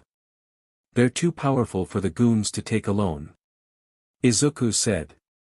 Tell me who to kill and where to go. Stain said. Suit, bring up Stain's location. One of the blue dots on Izuku's map started blinking green. Right now you're closest to Setsuno, Hojo, and Tabe. Take 2 lefts then make a right. On it. Stain said. Hopefully, that should take care of them. Izuku looked at the map. But that still leaves Rappa and Tenai. They're closest to me and approaching fast. These goons won't be able to hold them. I need a plan and soon. Izuku looked at the maps and considered every option, every room, every ally, every possible thing he could use. I think I have a plan. Izuku thought. Meanwhile, elsewhere. Toya Setsuno, Yuhojo, and Soromitsu Tabe were fighting off the waves of traitorous Yakuza goons. They hid behind Hojo and his crystals while the goons shot bullets at them. Setsuno stuck his hand out of cover and activated his quirk. One by one the guns the goons were using were taken from them until they were left without any weapons. Tabe ran out from behind the cover. Now that his enemies were disarmed, nothing was stopping his teeth from reaching the enemies. Ha! The screams of the goons resonated through the halls as their bodies were bitten into. BLD splashed onto the walls and floors as Tabe mauled them, tearing into their innards until they laid dead at his feet. DMN traitors. Setsuno dropped a few of the guns, keeping one just in case. We need to get to Overhaul. Hojo deactivated his quirk. Tabe finished up eating part of one of the goons and looked in the direction of his 2 friends. His eyes went wide as he saw something behind them. Look out. Behind you. Ha. They turned just in time to see Stain, sword drawn and aimed for Setsuno's head. The blonde-haired criminal barely managed to move out of the way in time, with Stain's sword managing to nick his neck slightly, drawing a little bit of BLD. Setsuno and Hojo backed up as far as they could, standing next to Tabe as the 3 of them got ready to fight. Who the hell are you? Setsuno shouted at him. He didn't recognize him as one of the traitors, meaning this was someone else. Stain grinned like the madman he was. The hero killer was wearing what could only be described as a cyber ninja outfit.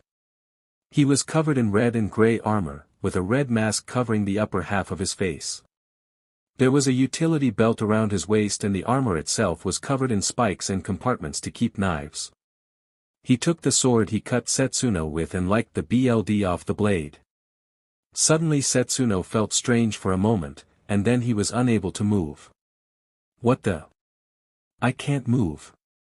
Setsuno panicked as he tried desperately to move any part of his body. The Yakuza is an old disease that should have been cured long ago. The fact that trash like you still roams free is proof that our current hero system is a failure. Stain said. Allow me to fix their mistake. Hojo blinked, and Stain was in front of him. Moving at speeds they could barely comprehend. His body reacted and crystallized his chest, just barely able to block Stain's blade from ripping into him. Hojo crystallized his arm, turning it into a hard, jagged pillar, and swung it at Stain. Stain jumped back, avoiding the attack. Tabe ran at Stain, his jaws open and ready to bite. He lunged at Stain, who ducked before sticking his swords through his chest. Tabe.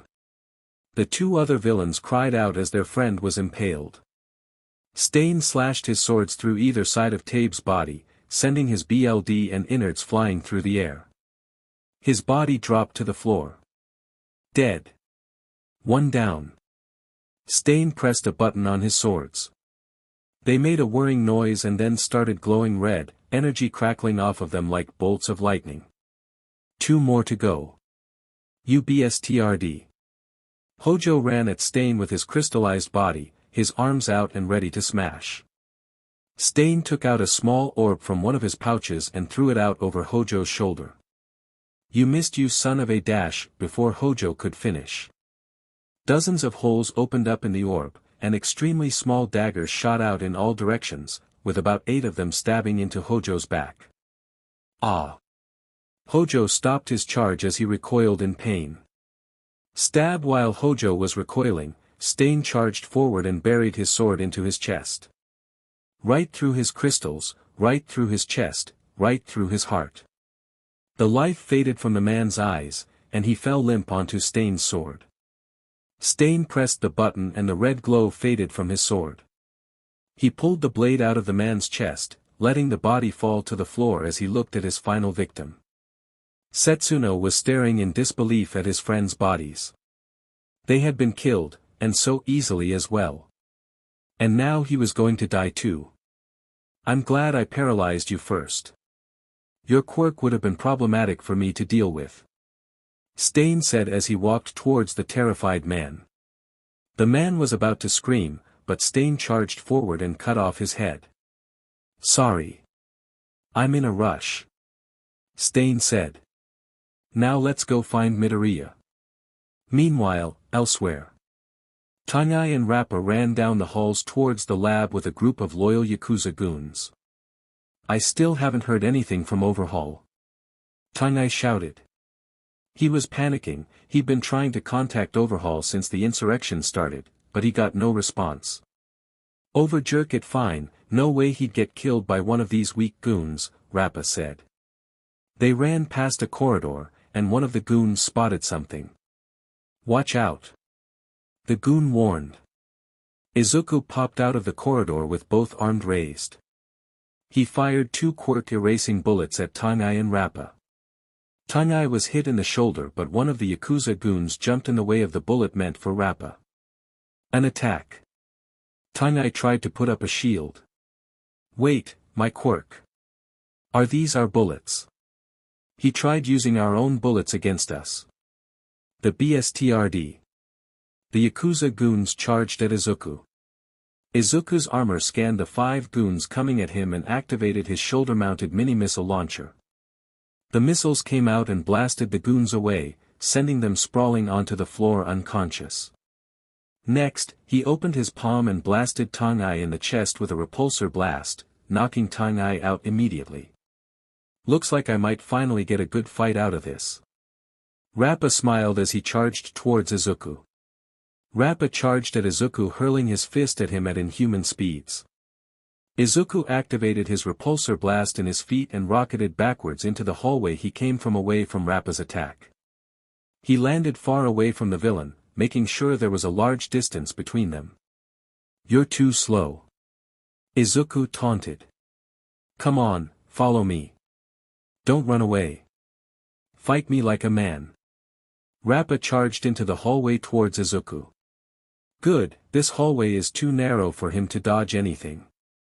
He's like a fish in a barrel. Izuku blasted Rappa with his repulsor beam. The attack hit dead on, stopping him momentarily, but not doing all too much damage. Is that all you got? Rappa started charging at him again. Izuku fired again, this time with both his palms. Rappa brought his arms together, guarding against the attack as it hit him head-on. It knocked him back a few inches, but overall, didn't do much. He's tough. Izuku thought as Rappa started charging again. Increase the power of the repulsor blast to 50%, Izuku told the armor. After hearing his palms hum, he fired again at Rappa. Rappa ran towards him with his arms up, ready to block any attack coming at him. The blast hit Rappa, knocking him back a foot and leaving some burns on his arms. But the villain kept on running, getting closer and closer to Izuku. He doesn't have a durability quirk, he shouldn't be able to take these attacks so easily. Izuku thought. Increase repulsor power to 75% and SWCH from blast to beam. Izuku fired again, this time rather than just a blast of energy it came out as a continuous beam. The beam hit Rappa's arms, this time with greater result and knocking Rappa back a few feet. Rappa dug his feet into the ground, smiling as his strength was really getting put to the test.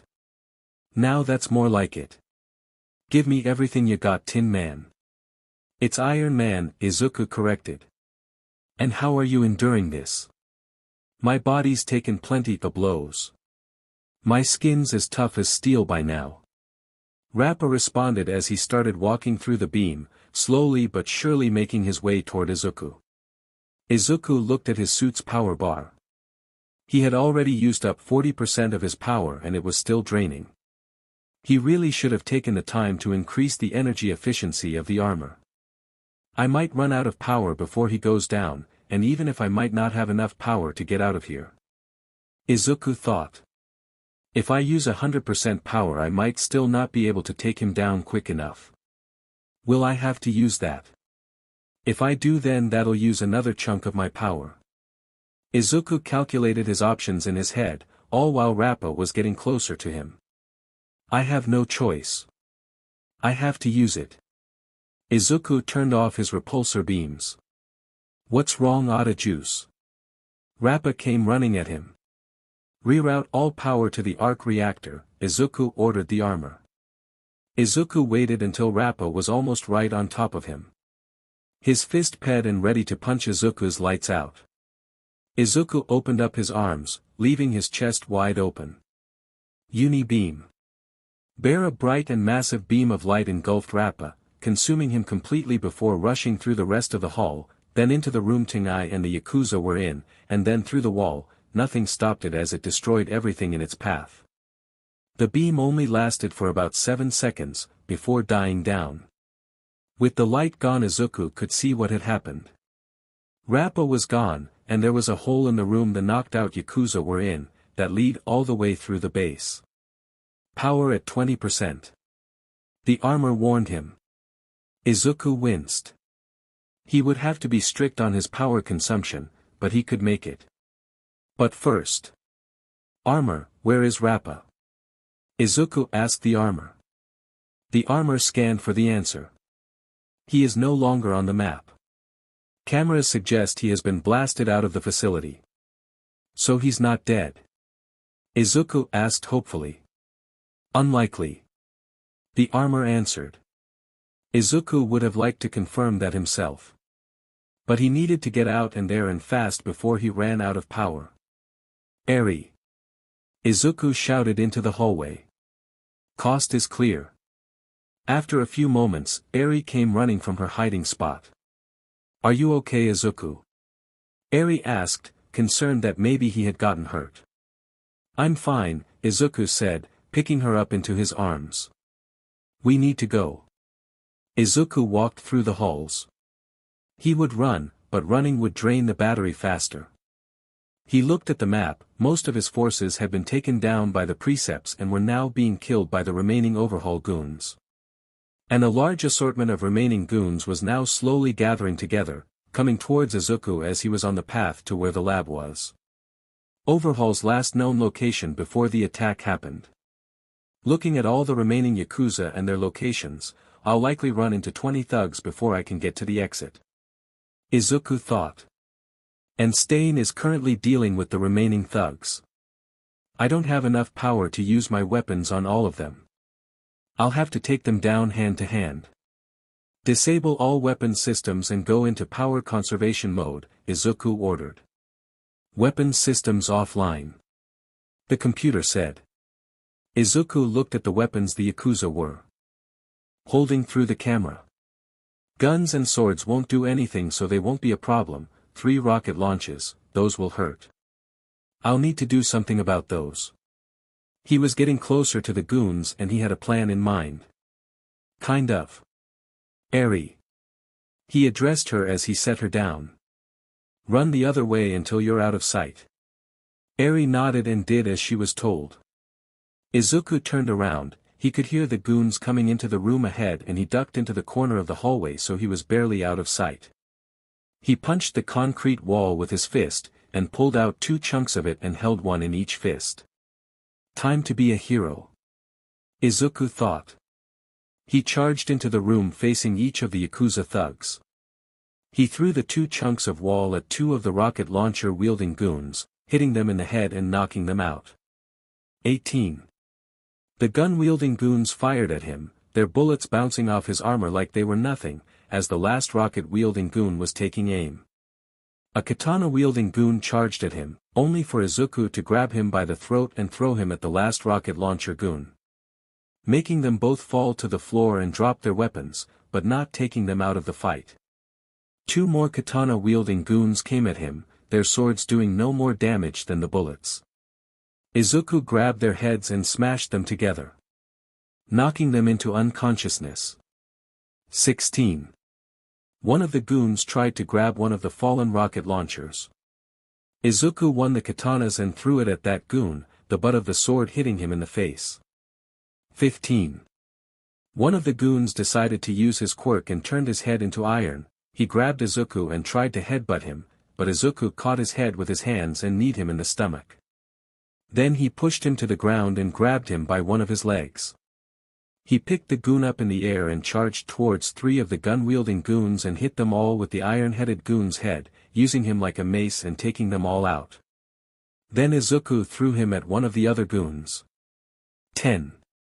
While Izuku's back was turned, another goon tried to use his quirk on him as well, turning his nails into razor-sharp claws. Attack from behind detected. The armor warned Izuku. Izuku whipped his head back, hitting the goon with the back of his helmet and knocking him to the floor. Izuku turned around and stomped on his face. 9. Izuku saw that the thug he threw at the rock launcher goon and the rocket launcher goon were getting back up. He dug his hands into the floor and picked up 2 slabs of concrete, before throwing it at them, knocking them out once and for all. 7. One of the thugs for whatever reason tried to take Izuku on with his fist. He probably had a minor strength quirk. It didn't matter to Izuku one bit, who just caught both his fist, and head-butted him, over and over and over again until he was out. 6. Attack from behind detected. The armor warned him. Boom. Izuku shouted. One of the goons had managed to pick one of the rocket launches and fired it at Izuku's shoulder. Armor integrity at 70%. The computer said. Izuku's shoulder was somewhat burnt and parts of it were slightly broken. He was sweating inside the armor. The armor had taken most of the force and heat, but he could still feel it a little. Izuku saw one of the goons heading for the other rocket launches and he lunged at him, tackling him onto the floor. He pushed the goon down underneath him and punched him in the face, his head hitting the floor with enough force to crack it, rendering him unconscious. 5. Attack from behind detected. The armor warned. Izuku looked behind him and saw another goon had picked up the rocket launcher and aimed it at him. He rolled off away just as the goon fired, causing him to miss and the rocket to hit the wall.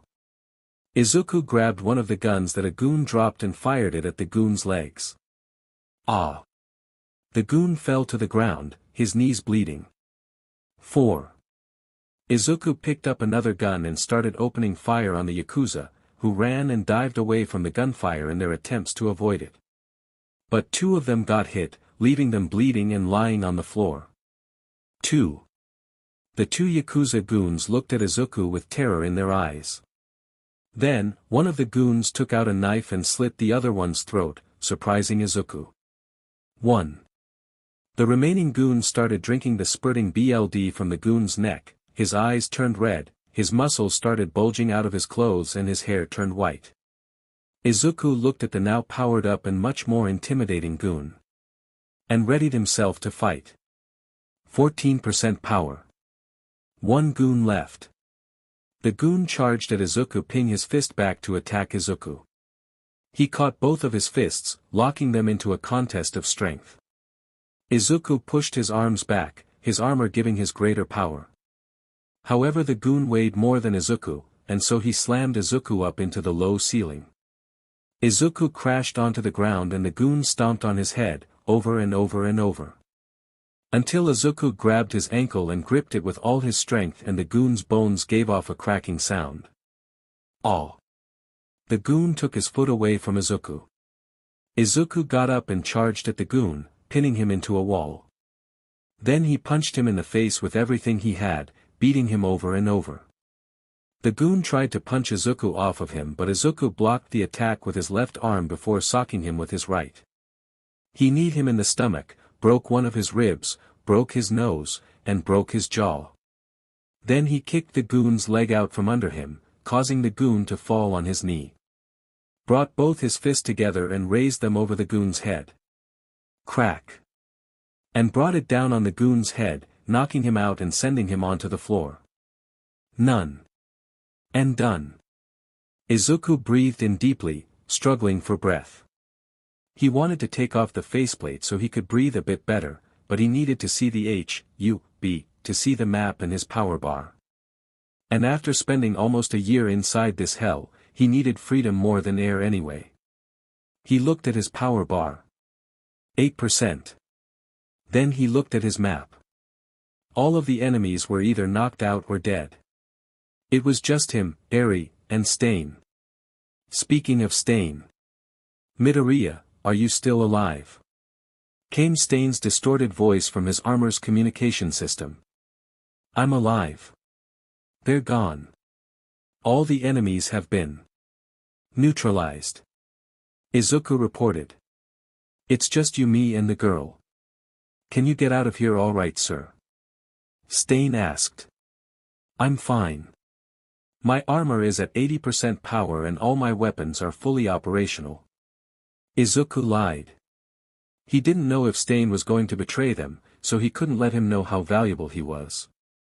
Well, then it looks like my job is done. And with that Stain cut communications, and seconds later he vanished off the map. Izuku wanted to ask him why he helped him, but using his comms had taken him down to 7%. Armor, turn off all combat-related abilities. He needed to conserve power. Eri. Come on, we need to go.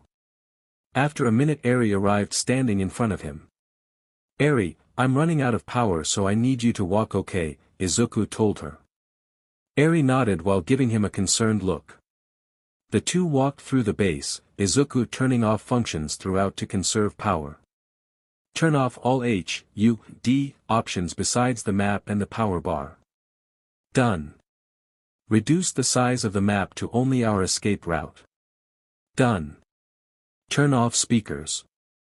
Eventually, the two reached a fake wall that led to the above-ground building. Izuku punched through it, now having 5% power left. Turn off the map, Izuku said, the map disappearing from his HUD. The two walked through the building until they finally reached the exit. Finally, Izuku said. Eri could only hear his muffled voice from inside the armor after he turned off the speaker. Izuku slid open the door, and immediately the two of them were hit with sunlight. The two of them covered their eyes, this having been the first time they'd seen the sun in a long, long time. The two walked through the garden, true to Stain's word it was filled with dead Yakuza, their bodies bleeding and slumped over. The blood dyeing all the flowers into roses. Izuku covered Eri's eyes as they walked through and up to the gates. Izuku put his hand on the gates. He pet his other arm back. Punch. Punch. Punch. The door broke off. And the two stepped out. Finally leaving that horrible place behind. Eri looked around at the city in front of her, staring at the cars, the trees, the building, and the people who were looking at them oddly. She turned to Izuku. Are we free now? Disengage and deactivate armor, Izuku said. Suddenly, the armor unlocked itself, its individual pieces twisting and turning before falling off, until finally, Izuku was free. He breathed in the fresh air for the first time in almost a year. Yes, Eri. Yes, we are. The two of them looked at each other for a moment, before the tears started rolling down their faces. Eri leapt into Izuku's arms as the two sobbed with joy. It had been so long. So long. But finally, the nightmare was over. After a few minutes of just them crying, a black limo pulled up in front of them. A door swung open, and out came his wife Izuku Midoriya. The two looked at each other in shock for a moment, before Izuku started to cry. She ran to Izuku, and the two embraced before kissing passionately over their reunion. The kiss lasted for a good long while until the two finally separated. It's you. Izuku cried. It's really you. It's me. Izuku smiled like an idiot. The amount of happiness and relief he felt was indescribable. How did you find me? How did you know I was here? We received a tip that you might be here. Kyodon got out of the limo. At first we thought it was some kind of prank, but since we were in the area we decided to drive over here. We thought you were dead. Izuku broke down, sobbing in his arms. Where have you been? What happened to you? So much. Was all Izuku could say. So much has happened, I don't even know where to start, but I do know something. I want 3 things. And what would that be, sir? Kyodon asked. I want to adopt this girl. Izuku gestured to Eri, who was looking at Izuku from behind his leg. Her name is Eri. Izuku's eyes went wide. Adopt, I'm dash, she looked into Izuku's eyes, his pleading, desperate, hopeful eyes. We can talk about it some more later, Izuku said. Izuku smiled. That was basically a yes. Next, once the police and the government and the heroes are all done here, I want to buy this land. Kyodon raised an eyebrow in confusion. You want to buy this place?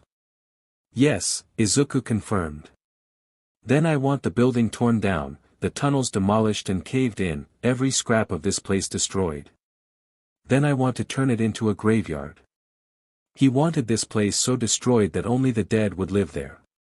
And lastly, Izuku turned to Okuko.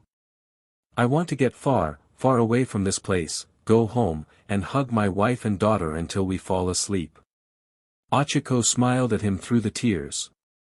That can be arranged. They all climbed into the limo, but as Izuku was getting in, he looked at the armor. Kyodon. Put the armor in the trunk. Izuku ordered. Any particular reason why, sir? Kyodon asked. I don't know, Izuku said. It just wouldn't feel right to leave without it. Kyodon looked at Izuku for a moment, before turning around to do as he was told. Hiding his grin all the while. You've changed, boss. And I think I'm going to like the result. After the armor was put into the car, Kyodon got in, and they all rode away. Leaving the Yakuza behind and never turning back. And so ends the Origin/Yakuza arc. Let's address some questions you may have. Question: how long was Izuku there? A little over 10 months. Maybe 11. Question: how did the Yakuza goons and Rappa survive so many things that should have killed them? A. Humans in the MHverse are shown to be way tougher than regular humans even without endurance quirks. Bakugo got slammed into a building by All Might, and both Stain and Tamura have survived things that should have killed them. Question: why is Stain different? A. He works as the head bodyguard for the most advanced tech company in the world, and you think he's not gonna take that SHT for himself. He's got lots of stolen Midoriya tech, so of course, he looks different. And this won't be his final look either. Question: what are the legal ramifications of what Izuku did? A. Find out next chapter. Question: why was Izuku so okay with people being killed? A. He couldn't save them. Trust me, he tried thinking of all kinds of different ways to save everyone, but in the end, there was simply no way he and Eri could escape without someone dying. He simply chose Eri's life over theirs. Question: why was the armor so weak? A. It's a prototype made specifically for getting out of the Yakuza base, hence why it can't fly, made while he was under surveillance from overhaul, with somewhat limited resources. Of course, it's not going to be as strong as the armors Izuku will use later in this story.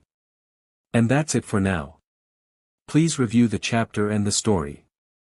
Have a nice day. The aftermath of Izuku's breakout was more straightforward than one might have thought. Mainly because Ochako gave anyone who tried to give him a hard time absolute hell. Of course, there was, a court case wherein it was discussed whether Izuku was responsible for all the deaths that were caused during the Yakuza civil war. However, due to lack of physical evidence, and the fact that Ochako threw around their money and influence, Izuku was acquitted. Now there was one more thing he needed to address. Well, two actually. What do you mean no? Ochako asked in a baffled tone. I mean, we can't give the Arc Reactor tech to anyone, and we can't start mass producing them, Izuku explained. We have to keep this technology to ourselves, at least for the time being. The two of them were in their house. Well, calling it a house would be doing it a disservice. Their home was a 5-story manor, built out in the forested part of the city. This was a compromise, as Izuku wanted a smaller house away from people, and Ochako wanted a big house in the middle of the city to display demps. Ochako had two sides to her when it came to money. There was the shrewd businesswoman side that haggled in every transaction, and would always make sure the company would never lose too much money or overspend. This side even made its way into their personal life back when the company was in its infancy. However, once they started getting absurd amounts of money, Ochako gained a new side of her. The side of her that screamed, I was once poor and now I'm rich and I've definitely let the money get to my head a little, side. This side only ever appeared in their personal life. This part of her would spend lots of money on lavish luxury items and other expensive commodities, and this was the side of her that showed in the mansion. The living room located on the 3rd floor was a miniature movie theater, with reclining couches, an extremely large flat-screen TV, and huge speakers. It was even connected to their second kitchen, one of several they had, which was filled with snacks. The first floor was for parties and was large enough to accommodate large swarms of people. Although they rarely ever throw parties. Second floor is where they would entertain guests, as well as being equipped with an exercise room, one which Ochako made use of, and a room for sports that resembled a gym. It was also where the guest rooms and the rooms for the staff were. Outside was their ridiculously huge, complete with a appealing garden that their gardeners maintained, and a pool. 4th floor had a sauna as well as several other rooms for relaxation. And the 5th floor had their MSTR bedroom, their MSTR bathroom, their office, another kitchen in case they got hungry late in the night, and their special room. A room guest and Eri were not allowed in under any circumstance, and the room Ochako and Izuku would spend a lot of time in whenever one of them had a bad day, when the mood was right, or whenever Izuku talked to Mei by himself for any time over an hour. Their bedroom was lavish. Having the best TV and furniture money could buy, and a bed so soft it was like sleeping on a cloud. The walls were covered in expensive paintings and other pieces of art. All of it only there so Ochako could revel in their money. Currently, the two of them were in the MSTR bedroom, discussing whether or not they should sell the Arc Reactor technology. But why not? Izuku, this is the world's most powerful source of clean energy. With this, we could become the most powerful people in the world. All the world's governments would be begging us for favors. Ochako nearly shouted, still keeping her voice low enough so Eri, who was currently brushing her teeth, couldn't hear them. And what happens if that power lands in someone else's hands? Izuku pulled out his computer. Take a look at this. Izuku showed her the computer screen which had on it two charts. Ochako looked at her, her eyes growing wide. This the amount of products we've made and the amount of money we're receiving Isomion stealing from us. Overhaul told me that people in our company were selling our Tecto villains, Izuku revealed to her. Ochiko's eyes went even wider. If we didn't hear about this until now, then they must be in pretty deep. They'd have to alter reports that go all the way directly to us. Either that or they have a lot of people in the lower levels spreading misinformation. Either way the company is compromised, Izuku said. I'm not releasing any new tech, let alone the Arc Reactor, until we're sure this leak is plugged. Ochako gave him a look of pure determination. Then let's plug the leak. Ochako picked up her smart pad and started jotting things down. Firstly, we need to lower the number of products we're distributing. It'll be easier to notice if something's missing when we're not putting out so much of it. Also, we need to get some more supervisors to look over our already existing distribution, people with completely clean backgrounds. We also need to put better tracking on our stuff. I'll redesign the tech to include some more tracking equipment. Izuku added. We also need to do something about the tech that's already out there. Maybe I can design something to shut down our tech. And what if that gets stolen? Ochako gave him a serious look. If that gets into the villain's hands, that could cause some serious damage to the company. Izuku thought about it for a moment. Then it will have exclusive distribution. I'll make the devices personally and we'll give it to the heroes we know. That sounds better. Ochako approved. We also need to up the security, Izuku said. As the two spat out ideas, Eri came out of the bathroom. Daddy. Mommy. What are you doing? Eri eyed the smart pad curiously. Once Eri understood what adoption was, it didn't take her long to start calling them that. She was rather starved for affection, but fortunately, Ochako and Izuku had plenty of it to give. Oh, we're just talking about some boring business stuff. Ochako lifted Eri onto her lap. How was your day with Kyodon, sweetheart? While the two of them dealt with court, Kyodon was assigned to guard Eri. Oh, okay. Eri seemed upset. I missed you. Oh, we missed you too, Eri. Izuku came in and hugged both of them. Don't worry, we'll have plenty of time to spend with you from here on. That's right, Daddy and Mommy are going to make sure you have lots of fun with you. Ochako smiled brightly at her. But for now, it's time for good little girls to go to bed. Okay, Eri said. With that, it was basically decided that all of them would go to bed. Eri didn't get her own room, rather she shared one with them for the time being. She needed almost constant attention from either one of them, and she couldn't really sleep without one of them either. The three of them laid down, Izuku on the left and Ochako on the right, with Eri in between them, holding on to Izuku. Mommy. Daddy. I love you. Eri snuggled up into Izuku's side. Izuku and Okako could feel their hearts melt. We love you too, Eri, Izuku whispered. With all our hearts. Ochako put her arm over her. A few minutes later, she was asleep. Is it wrong that I feel like it was worth it? Izuku asked his wife. All the pain, all that time apart, all those lives that were taken. Is it bad that I feel like it was all worth it just to get her? She's definitely one of the few upsides that came out of this. Ochako played with Eri's hair lovingly. You know, if we're stopping the creation of all new products, then we'll have to fire Mei.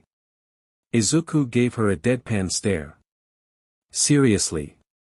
Are you seriously doing this? What? She's never gonna stop creating no matter how much we tell her to, so our only solution is to fire her. Ochako said it was the most obvious thing in the world. Ochako. We both know Mei is fine with just making things. Even if we don't sell them. Izuku rolled his eyes. I am so surprised you didn't fire her while I was gone. Why can't you two just get along? Because she blows up all our expensive equipment, makes it nearly impossible for anyone to work with her because of over-the-top personality and the fact that she refuses to take a bath and the fact that we have to pay her bills for her, otherwise she'll forget and end up living in the lab, which she basically does anyway. Ochako ranted while still whispering. Izuku shook his head. Ochako. I have never found anyone who makes me feel a quarter as happy as I do when I'm with you, except for Eri. The best day of my life is the day I proposed to you and you said yes. And now we have a daughter. You don't need to worry about someone taking me away. Ochako blushed intensely. Geez. Why can't you be this confident all the time? Because unfortunately, you're not with me all the time, Izuku told her. You know I wish I could be, Ochako said in a serious tone. I always worry about you. We already agreed that Eri's gonna see a therapist, so maybe it's time you saw one too. Izuku looked away, a frown stretching across his face. I can't. Eri needs a strong father. Someone she can look up to. Unfortunately, all she has is me. And that's more than enough, Ochako argued. You're not weak for seeking help, that just makes you human. Izuku didn't respond. You know, Kyodon tells me what you're like when I'm not here. How miserable and despondent you are. How you stay cooped up in the house even when I deliberately tell you not to. I'm sorry. When you're not with me it feels like back before we met. Izuku told her. I feel aimless. I keep making support gear but it never feels like enough. I always feel like I should be doing more. Booty have Eri now. And she makes me feel useful and happy. But one day Eri's gonna grow up, and she'll have her own life. Ochako reminded him. As much as I love being the center of your world, you can't depend on two people to hold your life together. Izuku, that's just not healthy. We have friends, why don't you spend more time with them, invite them over without me telling you for once. I don't want to waste their time, they're heroes, they have very important things to do, Izuku said. Not on their days off. Ochako pointed out. Izuku, what would you do if something happened to me? Don't say that. Izuku said a bit too loudly, making Eri squirm. There was a short pause, as tears started pouring down Izuku's eyes. I spent almost a year without you. And that was all I needed to know, that I never want to be without you. Izuku looked up at Ochako with begging, teary eyes. Please, don't leave me. Ochako looked into his eyes and was reminded of her job. The job she'd had for almost as long as they'd known each other. She didn't get paid ridiculous amounts of money to keep their finances or to manage the company or to make appearances in his stead. Her job was to keep him together and do the things he can't. She was his other half and he needed her. And so she held his head and whipped away his tears. As she had done many times before. Look at me. Focus on me. Ochako repeated the line she had said many times before. She knew Izuku's mind was a chaotic mess of ideas and thoughts, so she had to make him look at her. Izuku did just that. Looking at her eye to eye. You've made me the happiest woman in the world. I will never leave you. Ochako told him. But I worry about you. I'll take care of the whole leak thing. You just make things to shut down our tech, take care of Eri, and find something new that makes you happy. I don't care if it's friends, a new project or a new hobby. Just find something. Please. It'll give me peace of mind. Okay, Izuku whispered. Ochako smiled and brought their faces together for a quick kiss. Good night, dear, Ochako said. Good night, Izuku said. A week later. The progress on sealing up the leak was slower than they would have liked. It would take a while for Ochako to put all the new policies and changes into effect, meaning for the time being they couldn't catch anyone. Izuku had already finished working in his home lab, located in the basement, on a dish that when applied to one of his devices, would cause it to shut down. Being as it was his own tech, it didn't take Izuku long to make the disk. Eri served as his little assistant as she had during his time with the Yakuza.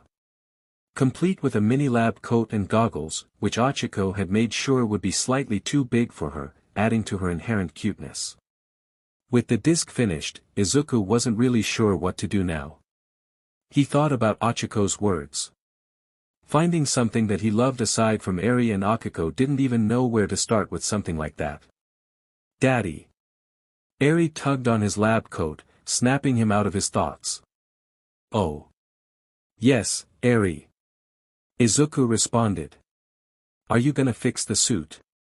Eri pointed to his armor, which was laid out on a table, untouched since it had gotten there. Izuku was about to say no. He really didn't have much of a use for it anymore, however, as he looked at it, the more the idea seemed tempting. The Iron Man armor really didn't have any practical use for him anymore. Even if he wanted to improve, mass-produce and sell the thing like he did with most of his inventions, he couldn't. Using the armor was more complicated than one might think. After all, it was designed to be used by him, the creator of the armor, and him alone. And as such, using it would require you have intricate knowledge of how the suit works and its many mechanisms. Despite this, Izuku had an urge to work on it for a reason he couldn't quite fathom. It was like it was calling to him. Well, I guess this might be what Ochako was talking about. Izuku thought. It was a shot in the dark, but well, there was no reason not to do it. I think I will, Eri, Izuku told her. In fact, hand me my tools, I think I have a few ideas. A few days later. Izuku and Eri were in the middle of their gym room, which for the time being Izuku was using as a test room. Izuku had on the gauntlets and boots of the armor, as well as having the Arc Reactor strapped to his chest and connected to the boots and gauntlets by wires. There were giant pillowy cushions laid out around the area, and Eri stood by with a fire extinguisher. That she was only recently taught how to use. This was to protect Izuku as he tried something new using the Arc Reactor energy and his repulsors. Flight. Okay, Eri, you remember how to use the fire extinguisher, right? Izuku asked her nervously. Eri nodded and held up the nozzle. Alright. Test number 1. Testing to see if I can achieve lift at 50% power. Izuku said. Go. Smack. The repulsors came to life and immediately catapulted Izuku into the air, smacking him against the high ceiling. Ow. Izuku groaned, deactivating the repulsors, and letting him fall onto the cushions. Daddy, are you okay? Eri came running over, concerned for her father's safety. Are you on fire? No. Izuku groaned, getting up slowly from the cushion. I'm fine. My face just hurts a little. A few minutes later. Izuku and Eri got back into position after Izuku lowered the power output. Okay, 50 was too much, let's try 35%, Izuku said. Go. The repulsors activated and lifted Izuku into the air. The green-haired man only had seconds to react and keep himself from splatting against the roof again. Izuku tried to maneuver himself, but he was moving too fast. He went flying around the gym for a few seconds, before hitting a wall face first. Ow, Izuku said again, stopping the repulsors and falling onto the cushion once again. Okay. Clearly, I have underestimated the power output of the reactor and the upgraded repulsors. Izuku groaned. Let's try recalibrating them and then lowering the output again. Half an hour later. After recalibrating the armor and adjusting the power, they got back into position again. Alright, test 3. 20% power. Izuku readied himself. Go. The repulsors flared to life, and lifted Izuku into the air, this time slower than the last 2 times. Okay. Going better than last time. Izuku said. Before he could reach the ceiling, she tilted his palms to the left, causing him to fly towards the other wall. Izuku maneuvered through the air, just barely managing to not hit the walls. Okay, that's enough. Izuku deactivated the repulsors, letting himself fall onto the cushion once again. You did it, Daddy. Eri celebrated, taking Izuku not hitting a wall as a success. Not quite, Izuku said. The maneuverability is a bit too hard to get a handle on, I'll have to lower the power again. You probably should have done this outside if you wanted to do this. Eri jumped at the sound of a new voice and quickly ran to hide behind her father's leg. Izuku looked at the entrance and saw 3 familiar faces. Tamaki.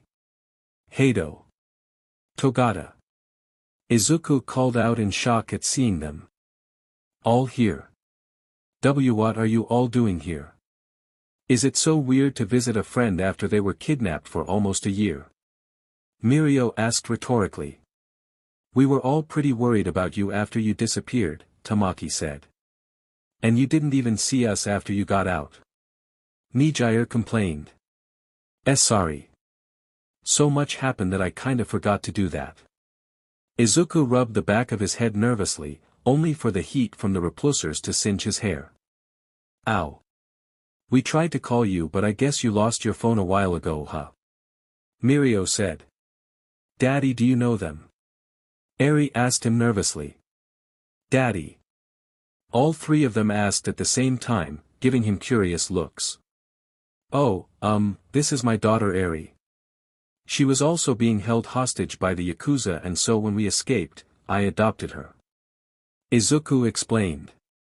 Eri, these are Tamaki Amajiki, Nijire Hado, and Mirio Togata. Also known as Sun-Eater, Nijire-chan, and Lemillion. They're all high-ranking pro-heroes. And Lemillion is the #1 hero. Heroes. Eri clung even closer to Izuku, not seeming comforted by that fact in the slightest. Izuku was confused by this until he remembered the corrupt pros that were in the Yakuza's pocket. They're nothing like those fake heroes at the Yakuza base, we can trust them, Izuku told her. I promise. Tamaki and me have actually been friends for a while now. That actually did make Eri ease up a little. But only a little. Fake heroes? Tamaki inquired. Yeah, the Yakuza paid off some of the local pro-heroes in the area, he even used one of them to try and discourage me, Izuku told them. I tried to get them arrested after I got out, but apparently Stain got to them before I could. You think that's a coincidence? Mirio asked in a serious tone. Definitely not, he was there at Yakuza base when he escaped, Izuku explained. He helped us escape. Really? Nijire asked in shock. Did he have something against the Yakuza? Maybe they killed someone he thought was a real hero. Or maybe well, Stain was never a fan of criminals, so if anything he's probably wanted to get rid of the Yakuza for a while now and used the little civil war they had as an opportunity to do it. Mirio theorized. Most likely. Izuku agreed. I hate that I had to work with that psychopath. Mirio put a hand on his shoulder. I wasn't there, but I trust you wouldn't have done it if you didn't have to. You stopped the Yakuza and saved this adorable unicorn. Yeah. I'll tell you more about everything later. But did you guys need anything? Izuku asked. Nope. Mirio gave his usual ultra-bright smile. Just came to see you. It's been a long time. I'm glad you're all right. Tamaki smiled slightly. Yeah, you should give us your new phone number. Nijire said. Oh, of course.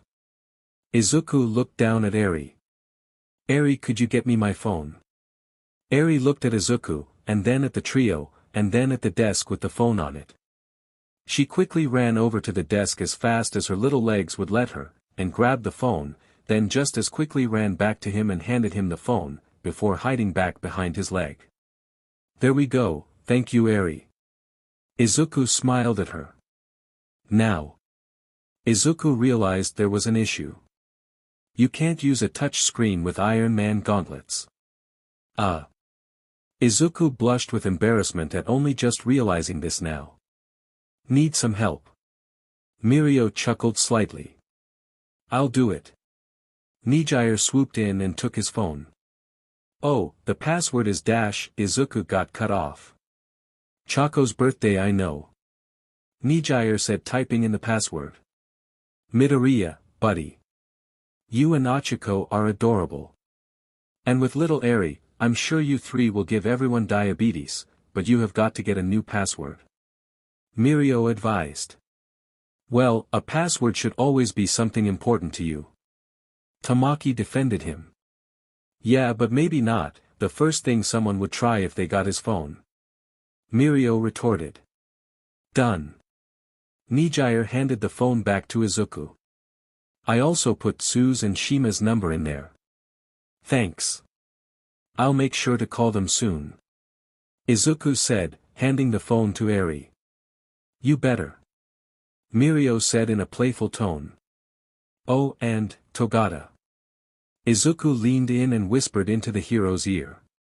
Have you had any problems with you-know-what? At normal 100%. No, but the gear you gave me for past 100% is worse for wear. Since you were gone for so long, no one was here to give it regular maintenance. Mirio explained.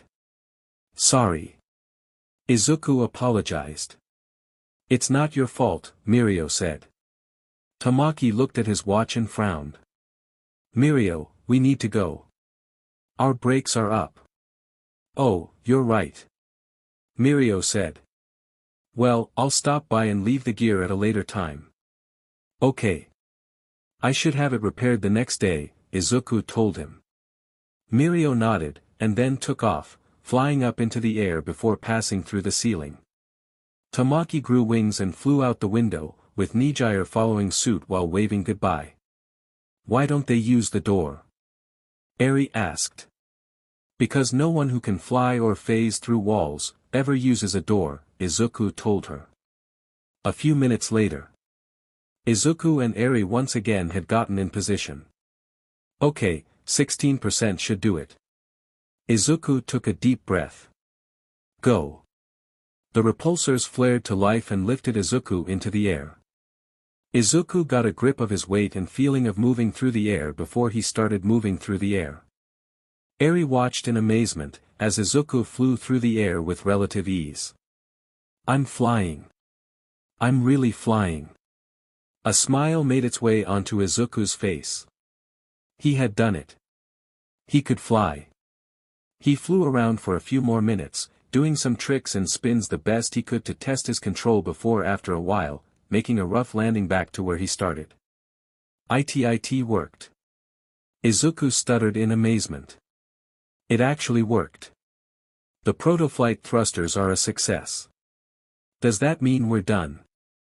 Eri asked, her stomach growling. I'm hungry. Of course we can. Eri, just get me the screwdriver so I can get these off first, Izuku said. A week and a half later. All right. Izuku finished tinkering with the helmet, which was on Eri's head. Now turn it on and read me the results. Eri nodded inside the helmet. HUD on. The HUD lit up and Eri was bombarded with holograms and screens displaying all sorts of information.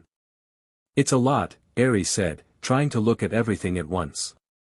Just read off one thing at a time, Izuku told her. And make sure to look at me. Oh, okay. Eri looked directly at Izuku, as the HUD displayed all sorts of info. Name, Izuku Midoriya. Notable physical mutations, none. Energy output, none. Status, civilian. No technology or weapons located. Eri continued to read off statistics, all the while Izuku looked at her proudly. His pride coming from both his work on the HUD and Eri's reading ability. Public education was a non-option for Eri, seeing as she was horribly afraid of going outside, leaving Izuku and Achiko, and meeting new people. With that in mind, Izuku had taken to personally teaching her things himself. Eri, while admittedly not knowing much at first due to living most of her life in captivity, was an avid learner and absorbed information like a sponge. Their lesions typically lasted for about 3 to 4 hours, although if the two of them were super absorbed in their sessions they might go on the entire day. And helmet integrity 100%. Eri finished. Did I say it right? Perfectly, Izuku responded. Well, it was kind of a lie. She did say a few of the bigger words incorrectly, but she didn't need to worry about that right now. Izuku had made several modifications to the armor by now. Fine-tuning the replacers for greater control while flying. Increasing the general power and durability of the armor. Greatly improving the power consumption rate. He had even made improvements to the Arc Reactor. Now that he had better materials and was under better circumstances, he was able to craft a new and improved version. This one was more powerful and generally ran better than the last one. Izuku took the helmet off her head. It was a good thing the helmet was too big for her, otherwise, her horn would have made it an issue. I think you deserve some candy apples. Izuku smiled when he saw Eri's eyes widen and her mouth water. I'll go get the apple, you can watch some TV while I'm gone. Izuku picked up the remote and turned on the lab TV. It's a disaster at the Hoth shopping district. A villain is rampaging through the streets and the heroes are having difficulties stopping him. Shouted a newswoman. Izuku's attention shifted to the screen, as he observed the fight going on. Most of the district was frozen over, by a villain Izuku recognized. Blizzard. He was a low-threat villain that had managed to escape custody a while ago. He was currently fighting Ingenium, with Froppy trying to avoid going to sleep, and Ground Zero had already been frozen. Blizzard's quirk isn't powerful enough to do something like this. Kakin should have taken him out immediately even if it was a surprise attack. This doesn't make any sense. Izuku looked closer at the screen to see if there was something he was missing. And what he saw made his blood boil. It was his gauntlets. His EFE gauntlets. They were being used to enhance and focus his icy blast to significantly increase their power. He knew villains were using his tech to hurt people. He had been told that and Ochako had even already caught a very small amount of the perpetrators. But seeing it. Seeing the villain fight heroes with his gear. Seeing him hurt people with his gear. The gear he had spent weeks perfecting. The gear that Ochako had spent days marketing. Izuku clenched his fist, and grit his teeth, as he glared angrily at the screen. DMN it. At this rate, Ingenium is going to lose. Or more people are gonna get hurt. Izuku slammed his fist into the desk before he looked at the disc. Ochako should have given Sue some of the discs but she's way too out of it because of the cold. Izuku realized. And I don't know when or if any of the others are gonna get there. He felt powerless. Again. Back then the feeling of powerlessness would send Izuku into a depression. Making him sad and despondent. But now, he felt angry. Enraged at his own helplessness. If only he could just get the disc to them. Or better yet use the desk on the villain himself. It was his mess after all. Then, suddenly everything became clear. And he knew what he had to do. Kaizone. Izuku shouted as he ran over to the center of his lab, carrying the helmet. Kaizone barged into the lab. What is it, sir? Take care of Eri, and get her candy apple. Izuku ordered him as he stood in a circle in the center of his lab. And what are you going to do, sir? Kaizome asked. Simple. Izuku placed the helmet on his head. Engage. Suddenly, the floor and ceiling opened up, and arms carrying parts of his armor sprung up. The arms attached the armor to his body, the armor pieces locked together sealing him inside it, until Izuku was inside the Iron Man armor, Mark LL. It was painted mainly green with black and white highlights here and there. The Arc Reactor flared to life, and the armor powered up. I'm going to clean up my mess, Izuku told him. Meanwhile, in the Hoth district. Ito was running out of steam. He had been fighting the villain for much longer than he would have liked, but he wasn't able to get close. And what's worse is that now he had to carry and protect Azui from the blast of cold, all while making sure to watch his step so he didn't slip on the ice. You can't dodge forever, hero. Blizzard shouted at him, shooting two blasts, one in front of Ida and one where he currently was. Ida took a hard left and started running up the iced wall, using the immense speed and power of his legs to do so. I need to get Tsu to safety. Ida aimed to run to the top of the building to place Tsu away from the fight. However, Blizzard wasn't keen on letting this happen, and he shot a blast right at where Ida was running. The blast hit just above Ida's position, causing massive chunks of ice to appear and toss Ida and Azui off the building. Tsu. The currently hibernating frog girl was flung from his arms, as the two of them plummeted to their certain demise. Ida closed his eyes and readied himself for death. I'm sorry, Tensei. I was not worthy of the mantle ingenium. The two got closer and closer to the ground, until Izuku swooped in, and grabbed the two of them, rocketing them back into the sky. Phew. Just in time. Izuku breathed a sigh of relief. Who are you? Ida had never seen this hero before, so either this was a new hero or a vigilante. Not important. Shouted Izuku's voice through the suit speaker. He flew to the top of the building and tossed Ida and Tsu on the roof. You stay here and guard her, Izuku told him. I'm going to take him down. Without another word, Izuku turned around and rocketed right at Blizzard. Blizzard panicked, seeing the new enemy's high speed. He fired off 2 ice blasts right at him. 50% power, repulsor beam. Izuku shouted, as he put his hands out in front of him and fired 2 steady beams. The beams smashed through the ice blast, destroying them before hitting Blizzard directly, knocking him through one of the buildings he'd iced over. Izuku stopped the beams and landed on the icy street, before walking towards Blizzard. Oh. The villain was stunned from the attack, leaving him open. Izuku walked towards him and threw out 2 of his tech-disabling disc right at the gauntlets. The disc latched onto the gauntlets, causing them to crackle with electricity, malfunctioning before shutting down. What? Blizzard panicked as he saw his stolen tech was no longer operational. Not so tough without your stolen technology, are you? Izuku dashed towards the villain with alarming speed and grabbed him by his blue and white costume. The villain raised his arm to try and freeze Izuku, but Izuku caught his arm and squeezed it. Ah! Blizzard shouted. He felt his bones crack. Izuku threw the villain out of the building and back onto the street for the public to see. Gah! The wind was knocked out of the villain as his back landed on the cold hard ice. Izuku hovered over to Blizzard, who was attempting to pick himself back up, and placed his foot on his back, forcing him to the ground. This is mine, Izuku growled as he ripped the E.F.E. gauntlet off the man's left arm, before crushing it with his other foot. And this is mine. Izuku ripped the other gauntlet off him, and crushed it in his hand, turning it into scrap metal before tossing it into the ground.